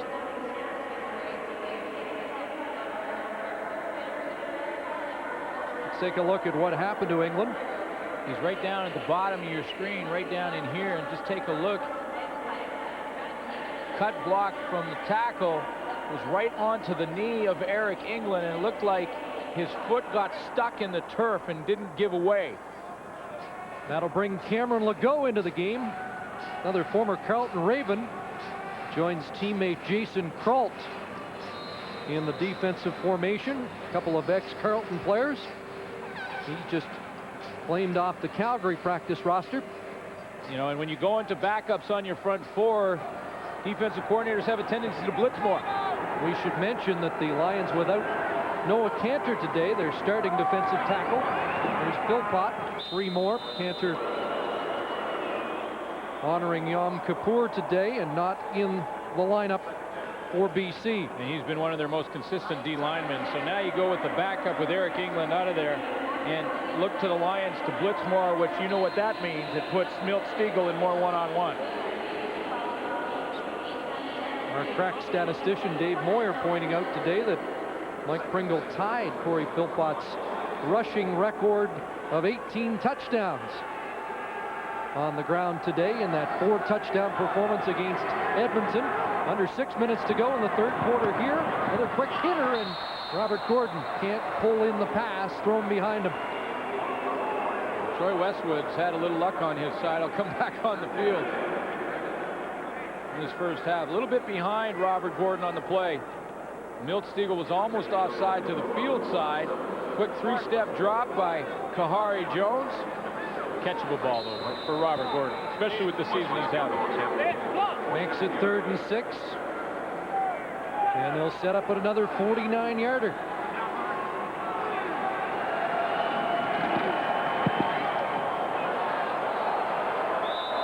And Troy Westwood is having quite a day, expanding the lead to 10 points here in the third quarter.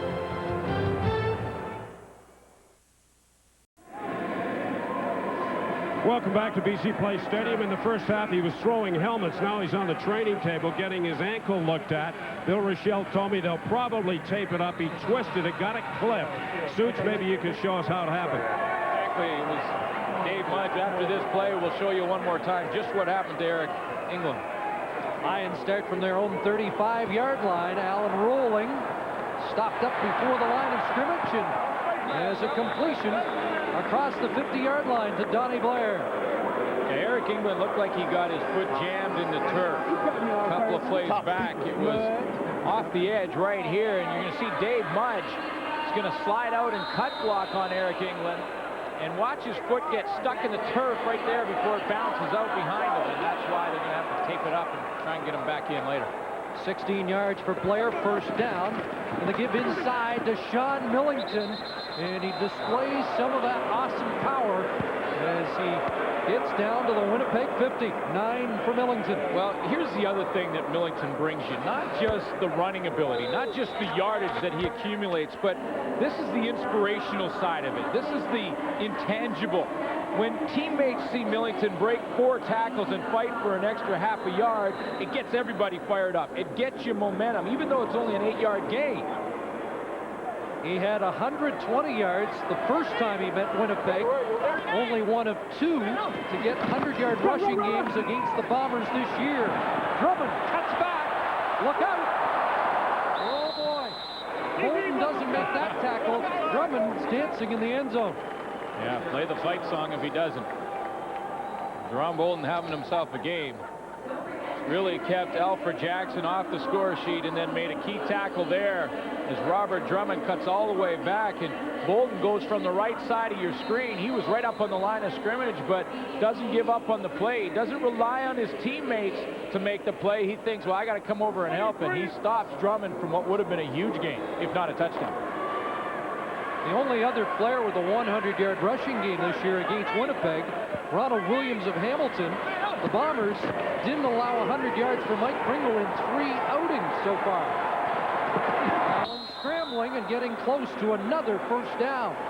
So Glenn, again in the second half, the Lions are amassing yardage.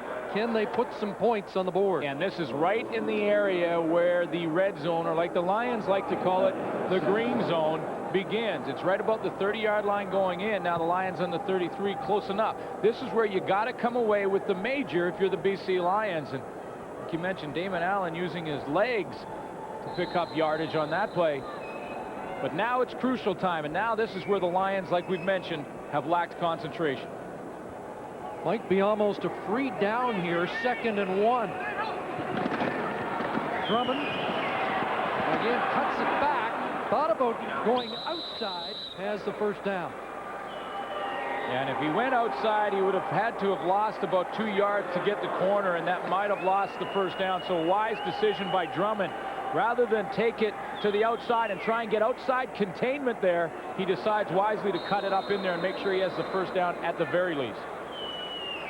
And the Lions now using Millington and Drummond more in tandem than we saw in the first half. And now if Damon Allen wants to go with play action, the Bombers have to respect it simply because they're involved again. 1st and 10, late stages, 3rd quarter.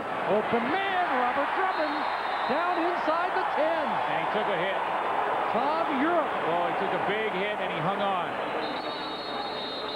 Tom Europe is having his best year. And that's saying something because Tom Europe was part of a secondary in BC back in '94 that Dave Ritchie called the best he's ever had.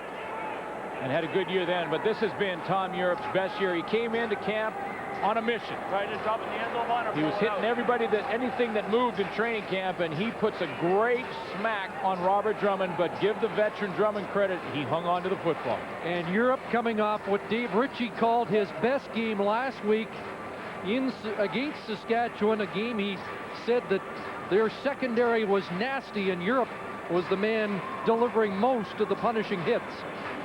Well, he has a season-high 4 interceptions coming into this game and is really back in the good books as far as Dave Ritchie is concerned. And that wasn't the case going into training camp. But, boy, full credit to Robert Drummond because, you know, that's what coaches will tell receivers going down the middle of that field where it's like a minefield. They'll say, listen, you're going to get hit anyway. You might as well hang on to the football, and Drummond does that. And Drummond, an imposing physical specimen himself at 6'3", 215. But you don't usually get that good a piece of him. And he's woozy, and because he got hit in the back of the head. And look, he's just trying to get to the sideline now. He's got hit right in the back of the head. And watch the contact by the heat-seeking missile, Tom Europe. But either way the Lions look at it, it's first down. 20-yard catch by Drummond. An impressive drive, 69 yards. But this is key real estate now. Allen short drop. Looks into the end zone, knocked down. Dave Donaldson again. That's 2 knockdowns in the end zone for the Winnipeg native today. Dave Donaldson, throughout his career, which spent a lot of time here in the BC Lions, has never had a chance to have one position that he can have as his starting position. He's played both ways. We talked about it earlier, and he's never been able to settle in. Dave Ritchie gave him that opportunity this year, and he made him a halfback. He thinks he's like a lot like Daryl Sampson, which was one of the great halfbacks in the past for Winnipeg Blue Bombers. 2nd and goal for the Lions. Here comes the rush. Wickman trying to track down Allen into the end zone, and it's tipped away. And there's Jerron Bolden again. Oh, yeah, he's doing that quiet signal. He's like, yeah, Alfred Jackson's having a quiet game, isn't he? Well, it's plays like that, and Alfred Jackson does shake him loose, but Damon Allen just doesn't put it out in front of Jackson enough. He's, of course, running all the way to his right and having to throw across the field, which is difficult, but the makeup time and the closing speed from Jerron Bolden eliminates the play. The much maligned Winnipeg secondary coming up big so far this afternoon.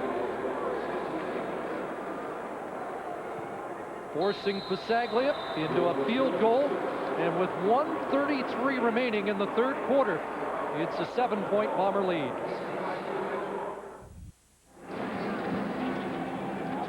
Well, once again, the BC Lions move the football, but settle for a field goal. 4 field goals in the game for BC, and that's why Steve Barato's team isn't closer to the top of the standings in the West Division, where they were expected to be this year. And expectations are a scary thing. And coming into this year, when you consider the Lions were a play away from possibly getting to the Grey Cup last year, even they had high expectations of their own abilities and certainly haven't played that way throughout the season. And it's been consistent.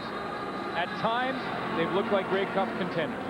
At times, they've looked like last place cellar dwellers. 13-5 a year ago. Johnson. Ripped up near the 35-yard line. 16 on the return.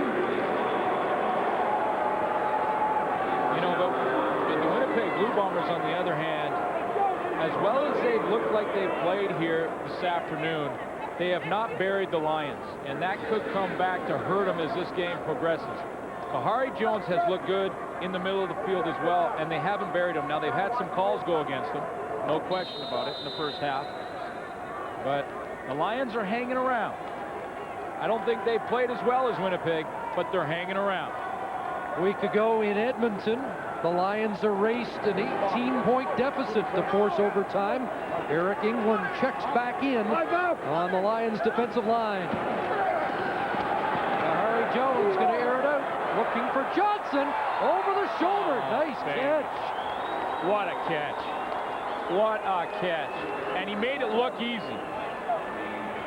That may be the most difficult catch a receiver ever has to make. Kahari Jones is going to have pressure in his face and throws it up and over where only Albert Johnson can catch it. And then Albert Johnson, this is the most difficult catch a receiver can make. Up over his shoulder to the opposite side. Oh, there's a Rookie of the Year candidate. First catch of the game. It's a 35-yarder. And it puts the Bombers in business at the BC 40. Corey Philpott nailed as he crossed the line of scrimmage. Marv Thomas was waiting. And this is where we talk about the Winnipeg Blue Bombers capitalizing on their opportunities, a chance to, you know, put another nail in it for against the BC Lions. They're down here getting close to scoring range. You know, and right now they've been settling for long Troy Westwood field goals. It'll be 2nd and 9. It's like almost a full 10. Flag down. Jones the out. Gordon couldn't reach it. We'll find out what the flag's all about. It'll be an interesting decision if it is against the Winnipeg Blue Bombers. No, and I don't think it will be. 12 white shirts pointed the other way. BC, number 23. 2nd down, repeat it. And Chuck Levy in as the extra defensive back. He is right in the middle of your screen and jumps off. There he is right there. Jumps offside, gets inside that 1-yard area, and can't get back in time. And all over the field, and in that case, too far over the line. It gives Winnipeg another down to work with. 2nd and 5. Harry Jones had to pull it down. Now can he scramble outside? Running for the stick, and he got there. Oh. And the hurdle at the end of it to move the sticks on the final play. And that offside call by the Lions results in a extra set of downs for Winnipeg here as we start the 4th quarter. Bombers lead by a touchdown.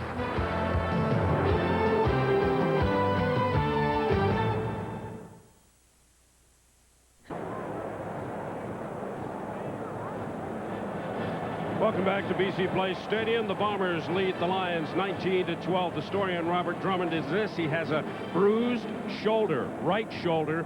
He'll be back in the game, but he won't play special teams for the Lions. Guys, that's if all the cobwebs get cleared out. Well, yeah. Well, the Lions again with the edge in yardage. Identical time of possession. Bombers moving the ball. Neither team able to put majors on the board when they've been in scoring position. The only turnover was on the opening kickoff of the game. A fumble by the Lions, resulting in an early field goal by the Bombers. They've led all the way and are trying to increase a 7-point advantage. 1st and 10 at the BC 30. Fake to Philpott. They'll go long, looking for Stiegel in the end zone. Touchdown. Milt Stiegel has done it again. Well, unbelievable that he doesn't get more attention. Central McClellan again was late getting over to help Derek Lewis. Now, how long did they work on that? They have spent some time on it. That was perfect timing on the dance. And they've got to do it 12 times this year. That's how many times Stiegel's got into the end zone. See the safety holding his ground there? That ball is a seam pass. And now Central McClellan, number 34, he's 3-4 yards away from helping Derek Lewis. And I've said it many times. Don't leave a guy in one-on-one on Milt Stiegel all game. It's the 4th multi-touchdown game of the year for Stiegel. And let's not forget Kahari Jones, who was on the money there as he was on that great pass to Albert Johnson earlier in the drive. Yeah, it was a very good throw to the outside where really only Stiegel had a crack at it. Now, Derek Lewis was covering him about as close as he could. Stiegel won the battle. The ball is perfectly thrown on the play action, up and over. It gets to the outside. Now, Stiegel is really the only crack at it between the two of them, between Derek Lewis. He's covering it as well as he can. He's expecting help from 34, Central McClellan. Didn't get it.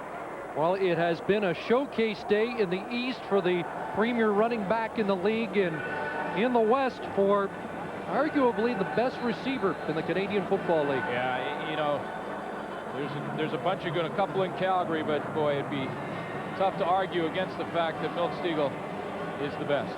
And the Lions haven't figured out a way to stop him. 146 yards today. He had 158 yards in the last meeting against BC, including an 86-yard touchdown, and he had a 67-yarder called back in that game. So they have not been able to find a way to muzzle Milt Stiegel. Bombers' first win of the year after 4 opening losses was against BC. And they are now 14-24 away from posting their first road win of the year, also against the BC Lions. A 14-point lead. Chuck Levy, pretty good run back and then cut down at the 35. It's really gut check time for the BC Lions right now. I mean, this is, you know, a lot of their season is riding, I think, on the next 14 minutes and 19 seconds. Well, now this is a key injury.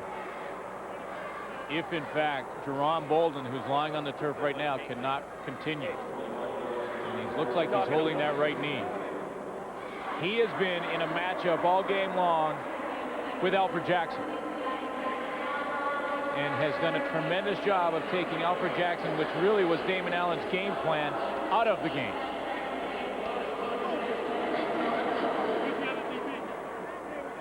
Find out what happened. And it usually happens on special teams.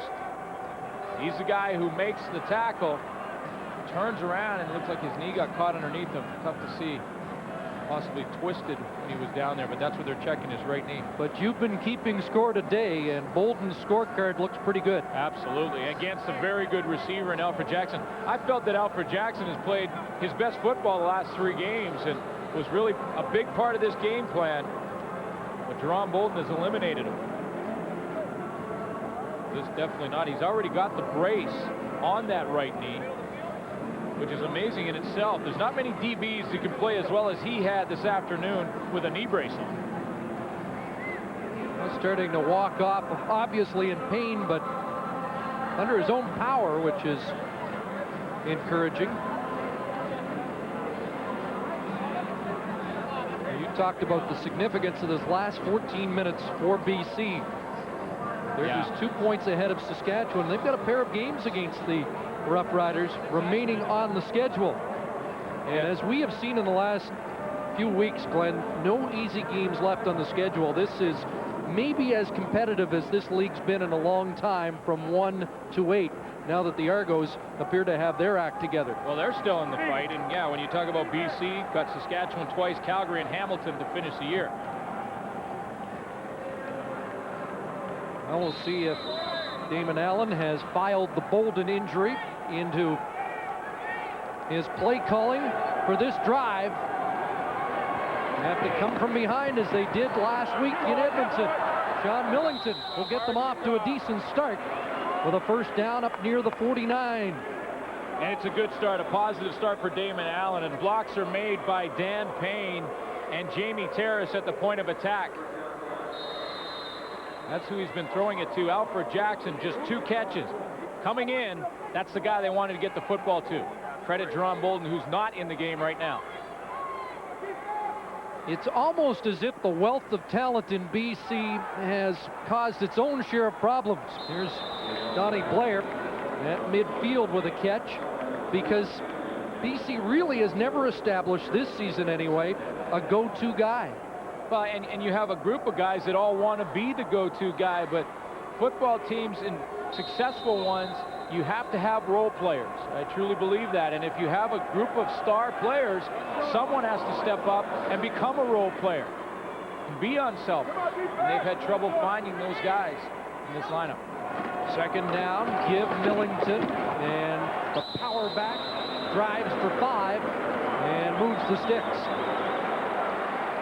Rio Wells has come into the football game for Jerron Bolden as they attend to him on the sideline. But what Rio Wells is doing is playing the corner, and he's playing out there every down.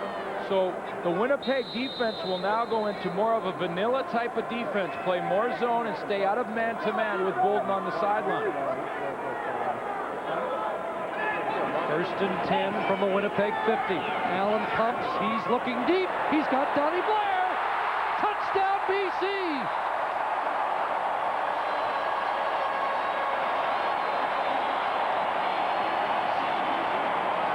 Player can make such a big difference, can it? How many times have we seen Damon Allen with that patent pump fake to spring a receiver deep? He gets Brandon Hamilton to bite on the pump fake, and Brandon Hamilton, a 7-year veteran, knows better. Donnie Blair gets in behind him. The ball is right in stride, and Blair gets the BC Lions back in this football game. Watch that pump fake you talked about. There's the pump fake. That's the one that Brandon Hamilton bites on, and that's why you see number 3 5 yards behind Don Blair. 50-yard touchdown. Don Blair's 4th of the season, and the Lions get right back in it.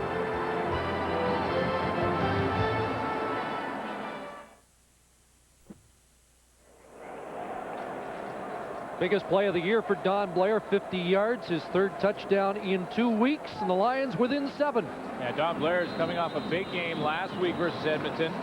Seems to be getting back on track. Giancola kicks it off.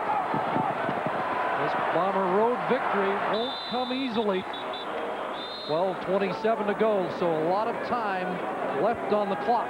What a difference one player makes. When Jerron Bolden went out of the game, the BC Lions saw a completely different defensive set that they've seen all game long, and Damon Allen takes quick advantage of it. The Winnipeg Blue Bombers completely changed their philosophy when Jerron Bolden left the game.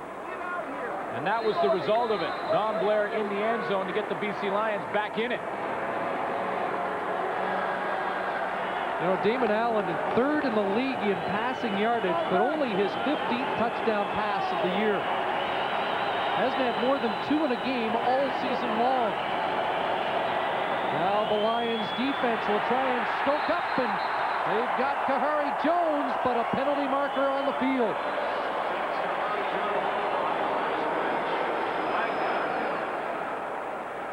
Well, I mentioned when Jerron Bolden was in the game versus Hamilton, he took Archie Amerson out and then got hurt.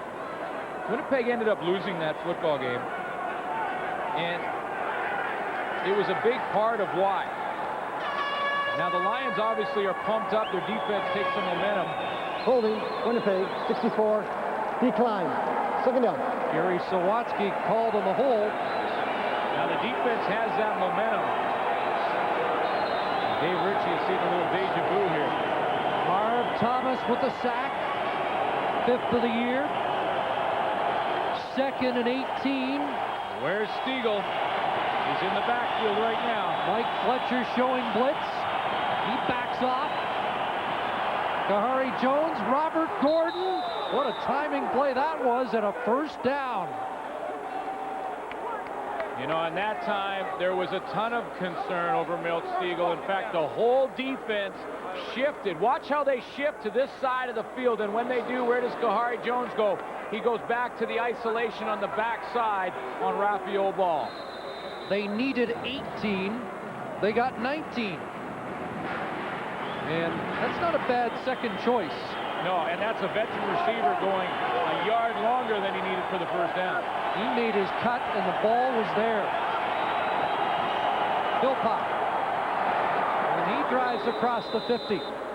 Corey Philpott close to 5 with Cameron Legault hanging off him. You know, Corey Philpott hasn't had the huge game, but he's been a big factor.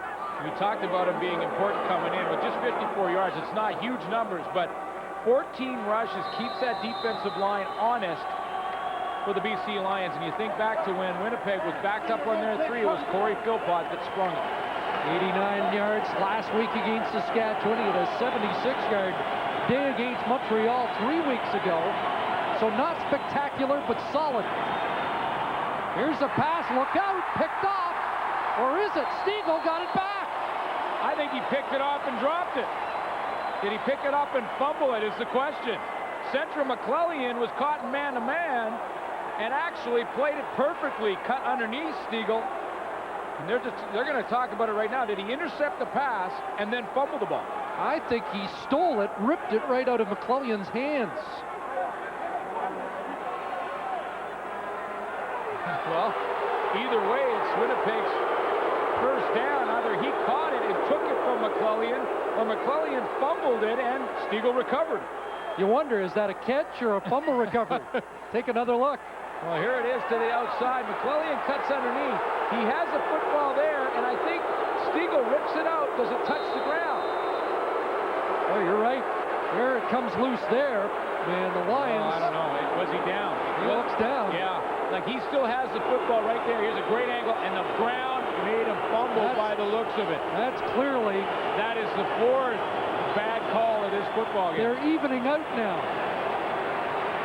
Harry Jones, free play downfield. He's got a man. And the Bombers have Robert Gordon inside the 15. Well, they've been key plays, the missed calls by the official. Robert Gordon taking advantage of some momentum gained by a bad call by the official. It looked like Central McClellan was on the ground. Here, look back to this. Here's Robert Gordon on the catch down the seam. That's taking advantage of that, what looked like wasn't a fumble from Central McClellan that the Bombers took advantage of. Robert Gordon, 5 catches, 92 yards, so the Bombers close to having 2 100-yard receivers on the day. Philpott, big hole, touchdown. Corey Philpott, the former Lion, gets into the BC end zone. And the Bombers finish a drive tainted by a bad call, but they've gone both ways today. They have, and it was a bad call that was very close. It was one of those things that, you know, you hit the ground, the ball comes out almost simultaneously. It's a difficult call by the official, but you have to go back to it. Central McClellan has possession of the football. Right there, you can see it clearly. He goes down. The ball comes out after his elbow hits the turf. The ground cannot make you fumble. That would have caused Winnipeg to punt right there. They didn't, and the result is a touchdown for the Bombers.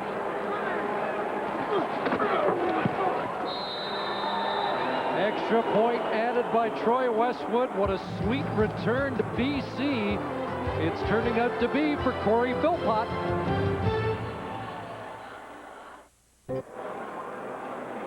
Well, it started cautiously, but we could be in for a wild shootout because there's still 9:13 to go.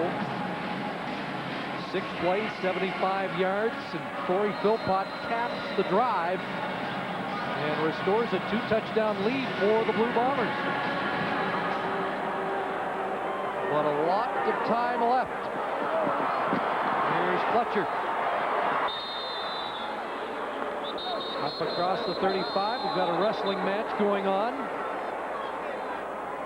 Quickly separated, nothing serious, but Corey Philpott, who was, of course, a former Lion and released earlier in the year by the Bombers, has come back and become a huge factor. Yeah, Gary Schwatzky gets a mismatch right there. He weighs 300 pounds. The guy he's blocking, Mike Fletcher, 100 pounds less. He opens that hole. Corey Philpott takes advantage of it.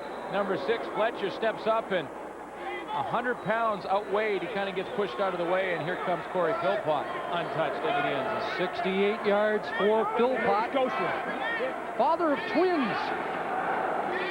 Jerron Bolden back in the game. Here's Oliver, sidestepping a couple of tackles, and then met by the Bombers secondary. Looks like he got back up to first down territory because he made a couple moves and lost about 3 yards. And there's Jerron Bolden back in the game, fighting through obvious pain to continue to play because they're a different defense without him. And it looks like that knee has been tweaked again. Yeah, it was a gallant effort, but the first play back, he goes right back and has to make the tackle. And he has to go out for 3 plays as soon as the training staff comes on the field, and here they come. And remember, the last time he went out, 3 plays later, the Lions were in the end zone. Well, he certainly has stiffened the Bombers defense today. When you look at the Blue Bombers season, the reason they're winless on the road has been their defensive woes away from home. They have averaged 41 points against per game on the road this year. In fact, the fewest points allowed, 37. So they've done the job defensively today so far. But can they get it done without Bolden? That's right. And, you know, more than anything, the philosophy is now back to vanilla. And Jerron Bolden, the key was that he matched up on Alfred Jackson. They played a ton of man-to-man. They kept everyone else up in the tackle box to stop Sean Millington. That has to change now. And here's a look at how he re-injured that knee, having to make the tackle right there on Jimmy Oliver. He's at the bottom of that pile, 21.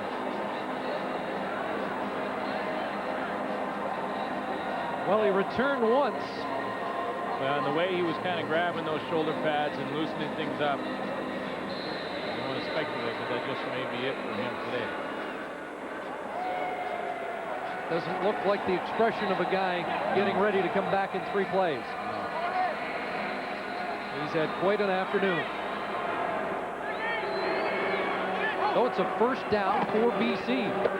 Allen in trouble, shakes off the Brian Clark tackle, and then throws downfield into the Lions bench, incomplete, but he did a good job of avoiding the sack. Boy, did he ever, and by the time he had spun around, he was looking at around a 20-yard loss.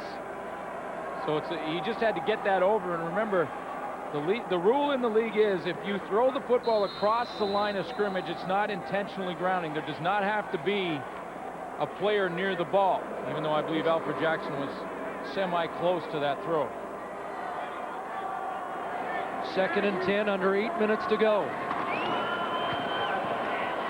Bombers with pressure again, and that ball off the outstretched fingertips of Oliver.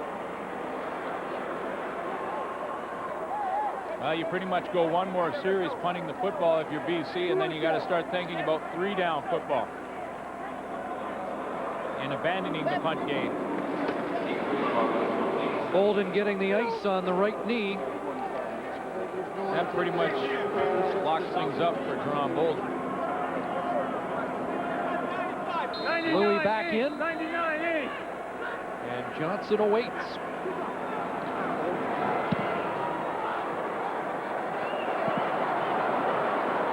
Here's Albert Johnson, backpedaling and then conceded. Loss of 5 on that. Punt return by Johnson. 14-point Bomber lead. Damon Allen on the BC bench trying to draw up a play to get them back into this game.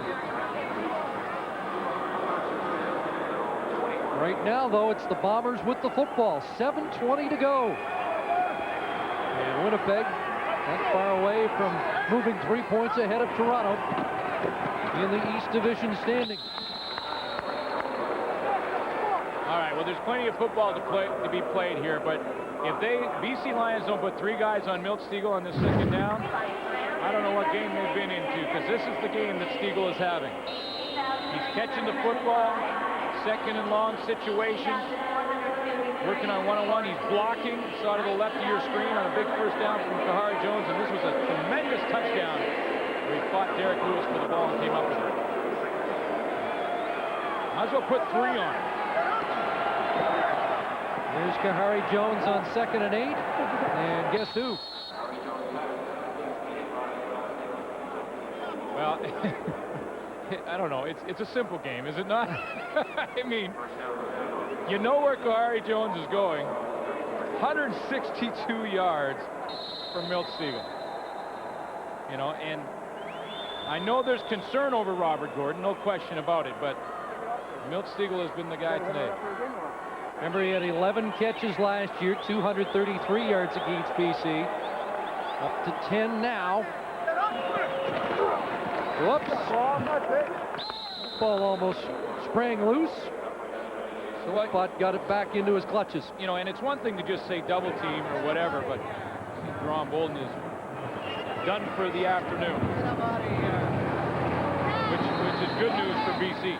But there's, you know, it's one thing to just say throw 2 guys on. It's another thing to say how do you do it, and you can do it a couple ways. You can get a linebacker up on the line of scrimmage to jam him and then drop him off to a DB, or you can get 2 defensive backs, the safety and the halfback covering him.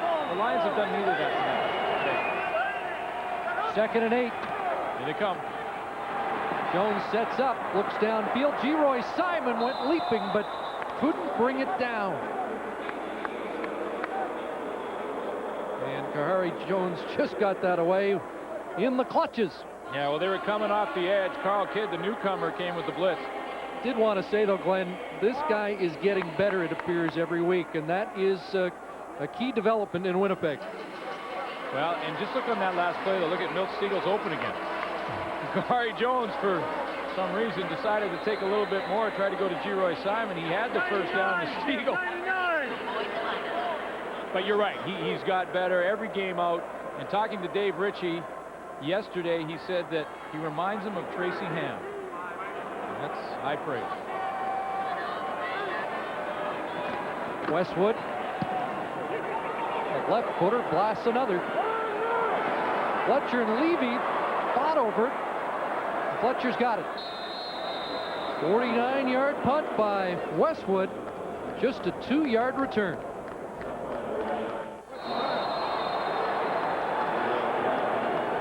Welcome back to BC Place Stadium. We just missed an incompletion. The Lions are happy we did.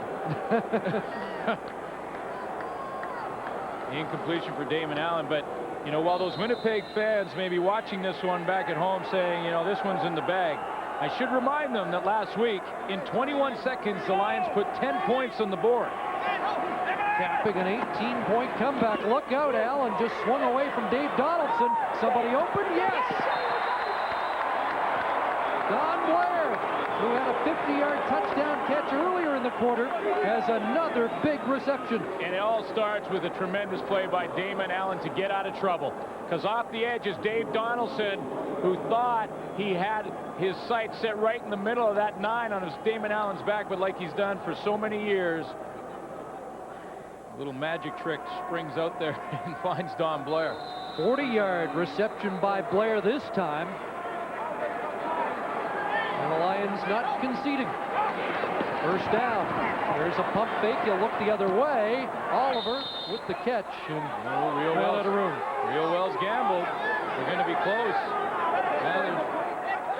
Now they're saying it's no catch after a little conversation. And I'll tell you, this won't be a highlight reel game for the officials. Rio Wells in there contributing to the discussion. Yeah, so they wanted to get that one right. They went over and talked about it right away. But yeah, Rio Wells cut underneath, turned around and saw the catch out of bounds. We'll take one more quick look at it. Rio Wells gambled. There's the catch. And yeah, that right foot, Jimmy Oliver on that white stripe. 2nd and 10. Allen on a roll to the right side. Alfred Jackson steps out for the first down at the 23. And the Lions are threatening again. You know, playing quarterback isn't always about arm strength. And Damon Allen put a pretty nice feather touch on that ball to just float it over the coverage and drop it in to Alfred Jackson. And he's doing it on the full sprint. It's not all arm strength. Sometimes it's a little bit of a touch pass. And that one floats over Harold Nash in perfect spot. 18 yards for Action Jackson. Bolden's out of the game, and Alfred Jackson's getting involved. First down. Allen, incomplete, delivers short to Oliver. And he looked up hoping for a flag. There's not much of an argument from the Lions, although the crowd here wants a flag. Looked like they were both sort of fighting back to the football. Both quarterbacks this afternoon over 300 yards. Allen, 339 yards. Yeah, you know what?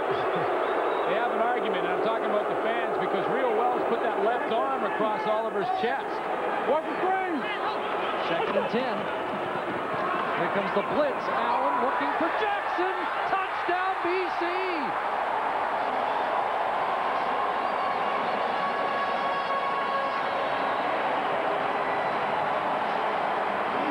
Two majors for the BC Lions scored with Jerron Bolden out of the game. One to Don Blair now wasn't against where Bolden lines up, but it was a change in philosophy. And this time, once again, the Winnipeg Blue Bombers deciding to gamble with some blitz with their best cover guy, and the guy who's been matched up on Jackson out of the game, and Jackson goes right after Harold Nash. Passaglia adds the extra point. Jackson's 6th touchdown of the year. 2nd touchdown pass of the day for Allen. And they're not going to quit.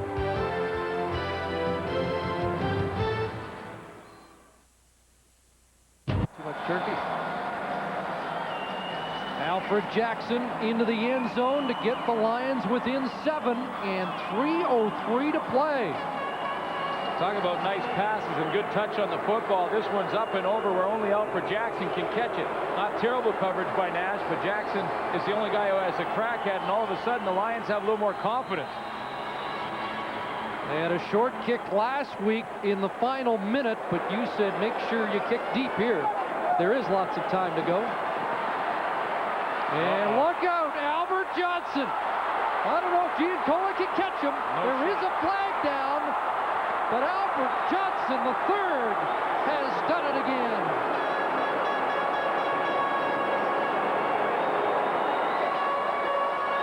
Dan Giancola had no shot of catching Albert Johnson. Offside. BC declined. I would think so. And the leader in all-purpose yards does it one more time. 95 yards for Albert Johnson. His 13th play over 40 yards this year. His 7th over 50 yards. Over 1,000 yards in kickoff returns this season, and that adds to it in a big way. But not only that, basically ends it. Alfred Jackson and the BC Lions were getting momentum. They had confidence in the sideline. Well, Albert Johnson just took it away from him. Marcus Howell returned to kickoff against the Argonauts a month ago for a touchdown. And Albert Johnson has done it for the Bombers this afternoon. Will that be the capper? In one game versus Edmonton this year, Albert Johnson had over 400 yards all-purpose. Great sort of gear change right in the middle. He went from 2nd to 3rd gear, and then now he slams it into overdrive, and I'm sorry, but Dan Giancola has no chance to catch him. That was 95 yards, not the direct route, and he did it in 14 seconds. You cannot coach speed. Just sort of put it out there. I told you.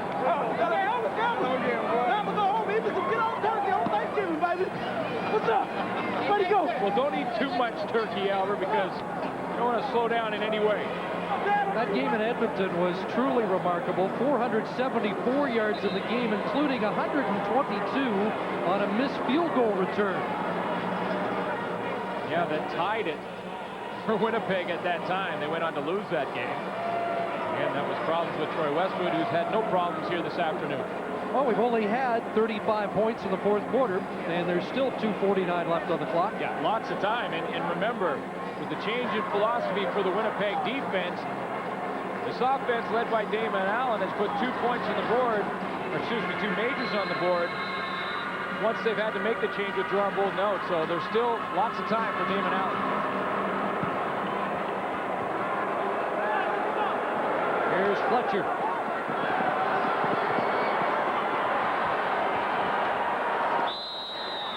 Badeju Pulls him down at the 32. Well, what a momentum shift. First on the BC side, and then the celebration by Johnson, and Alfred Jackson has to sit down. So much for the momentum he thought his team had. Well, he really did. They went to the sideline, and Damon Allen and Alfred Jackson sit down together after their touchdown to get it within 7, feeling pretty good about themselves. But Albert Johnson took a lot of wind out of their sails. Lost to Winnipeg with 610 yards in August. Big stats day for Allen. Looks like it's going for naught, although he still has some time to get back into that secondary Winnipeg. Yeah, and that's the only good news for the BC Lions right now is Albert Johnson scored to make it 14 again, but he did it, like you mentioned, in 14 seconds. That didn't take very much time off the clock, so Damon Allen still has over 2 minutes, but he needs 2 scores. Over the middle. A completion to Millington. Check that, Drummond back in the game. Wasn't sure we'd see him again. Yeah, he's also playing with pain. He's got the banged up shoulder, had to shake out the cobwebs. Took that enormous hit from Tom Europe, but I think he's still feeling the effects. First down. Allen slings it up near side. Don Whiters had a big second half and gets the first down. Or at least close enough to require a measurement. The Winnipeg Blue Bombers right now are going to play off the Lions and force Damon Allen to throw it underneath and make him move the ball methodically down the field. They're not going to give away the big touchdown throw. Now it's going to take more time. Player 123 yards. Look at Alfred Jackson wide open. Touchdown. I say that and then they go deep, but you know what happened? Rio Wells and Tom Europe collided and went down. And Jackson took advantage of it. 54 yards. Do not go away. 1:58 left. And the pinball game continues. To the right of your screen, you're going to see a pile of white jerseys. There, right there. See that? Spencer McLennan and Tom Europe went down. Alfred Jackson ran by him. They collided. Remember, I mentioned that in road games this year, the Bombers have allowed at least 37 in every game. Well, this is Passaglia adding .33, and we're not done. They're back within a touchdown in BC. Well, we're back at BC Place Stadium, and what has turned out to be the wildest of fourth quarters. Well, you see right there, Rio Wells goes down. Yeah, it was Wells actually and Tom Europe that collided. I thought it may have been Spencer McLennan, number 18. It was actually 19, Rio Wells. He goes down with Tom Europe. Alfred Jackson says, thank you very much for that little miscue, and I'll just stride into the end zone. At least 100 of those yards with Jerome Bolden out of the game in this fourth quarter for Alfred Jackson. The Lions still well in it. Now, we said with time-wise that Louis Passaglia should probably kick it deep, or Dan Giancola. Louis Passaglia's in the game right now, which could indicate a short kick now. The only reason I would say that is because of what Albert Johnson is capable of. They executed it twice last week. Medium distance, and brought down by the sure-handed Stiegel. The only reason for that kick was to keep it out of the hands of Albert Johnson, because that was certainly not a short kick attempt from Louis Passaglia. He wasn't trying an onside. He was trying to pooch kick the ball into that medium area where Albert Johnson could not get his hands on it. That was 55 yards away from Johnson. 42 points in the quarter. It's the 4th highest scoring quarter in CFL history. In 1990, the Lions and the Toronto Argonauts put 50 points on the board in 15 minutes of football. Kahari Jones and Damon Allen may not be done yet. Lions won't go away. Fake to Philpott. Completion to Stiegel. Shakes the tackle and drops the ball. Bombers get back on it. Oh, Stiegel almost committed a cardinal sin, but gets bailed out by Jean-Roy Simon.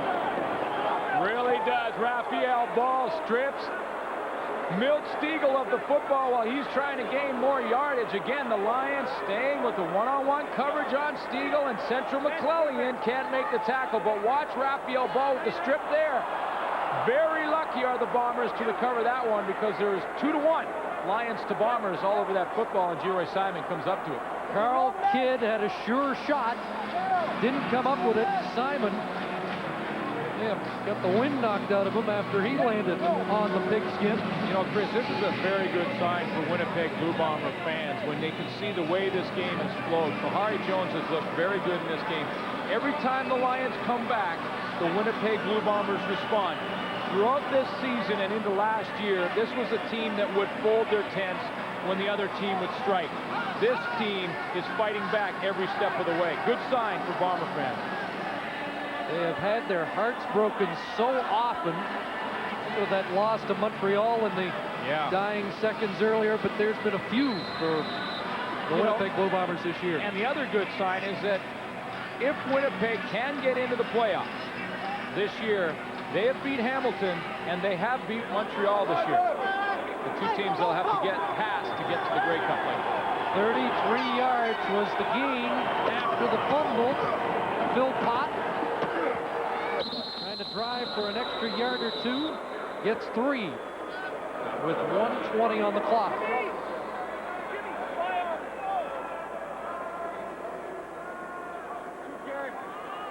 Well, we have to go back to July of '99. That was the 99-yarder from Milt Stiegel I talked about earlier. He had 233 that day against the Lions. He had 158 this year against the Lions. He likes the Lions. And he has his biggest day of this season. Philpott again took a hit. Corey Philpott scrambling close to a first down. You know, again, when the BC Lions go back and look at this film like they have the last 2 weeks, which have both been close losses, they can look right at their defense, which is continuing to struggle throughout the year. When they need the big stop, when they need to step up, they haven't been able to do it. Think back to last week versus Edmonton. They force it into overtime. Bit of a miracle just to do that. And then in overtime, the defense can't stop Edmonton on any of the possessions. And when our next game is even more important if this score holds, the BC Lions 2 points up on Saskatchewan go to Taylor Field next Saturday afternoon. Well, really, those two will decide where they finish on their own, and that's the way it should be. You don't want to have to wait and see what other teams do to decide your playoff fortune, but they will decide. They have 2 games against each other. Who will finish third? Possibility to move into second for both teams. Edmonton losing earlier today. Bombers have Montreal, Hamilton, Toronto, and Edmonton left. Third down and short. Jones follows the pile to move the sticks. And barring something unforeseen, the Bombers are going to finally end their losing ways on the road. You know, and they may want to take a crack once the last 54 seconds get down to about 10-15 at the end zone. Because of the crossover, the Bombers have to be, if there's a tie, the Bombers get in. There's no crossover possibility. In other words, if there's a tie in points in the standings, the Lions can't cross over. They have to be ahead of them. But the Bombers are also worried about the Argos in the point race. They'll move 3 points ahead of Toronto if they can hold on here. Philpott again. Short yardage on the ground. Now the 31 seconds to go and no timeout left for BC. They'll stay conservative. They'll just keep pounding it in there and get Troy Westwood to possibly come and kick the deciding points and not give the Lions that onside possibility if there's just a few seconds left on the clock. But it doesn't look like they're even going to see the football again. Stiegel put it on the carpet, and you can only wonder what would have happened had BC recovered that ball.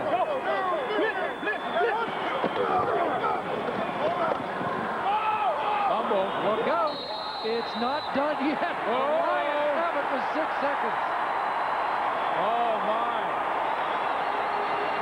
Last week, 21 seconds left. The Lions scored 10 points. Has anything happened easy for Dave Ritchie since he got to Winnipeg? They're going to make them work for this one from start to finish because 6 seconds left. Basically, BC has 2 shots at it. You throw up, hope for the penalty or the Hail Mary pass, and hope you have at least 1 second to go for the end zone. They need about 30, 40 yards on this play for a crack legitimately for the Hail Mary to the end zone on the last play. No, he thought the fumble problems of Corey Philpott were over. And now for Jackson, let's find out. David's going to air it out. He got nailed as he delivered. Jump ball downfield, and it's going to fall incomplete. And there are no flags. The Lions comeback falls short. And the Winnipeg Blue Bombers have finally won a game on the road. Full credit to Dave Ritchie's squad that seems to be fighting back from adversity and getting better every game out. Watch out for the Winnipeg Blue Bombers down the stretch. Bombers post back-to-back wins with Kahari Jones. It finishes 40-33. It was a good old-fashioned fourth quarter shootout in the old corral, otherwise known as BC Place Stadium this afternoon. The Bombers over the Lions, 40-33. Next Saturday on Hockey Night in Canada, the first half of the double will feature the Leafs and Senators. The second half of the double has Buffalo on the West Coast to meet the Twins, the Sedins and the Canucks entertaining the Sabres. From Spruce Meadows, more first-class equestrian action.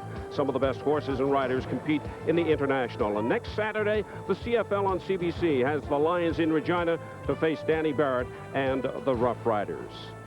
Here at BC Place Stadium this afternoon, Dave Ritchie, the former Lions coach, congratulates Louis Pisaglia. It's Ritchie and the Bombers winning it 40-33. From all of us at the CFL on CBC, have a good Thanksgiving.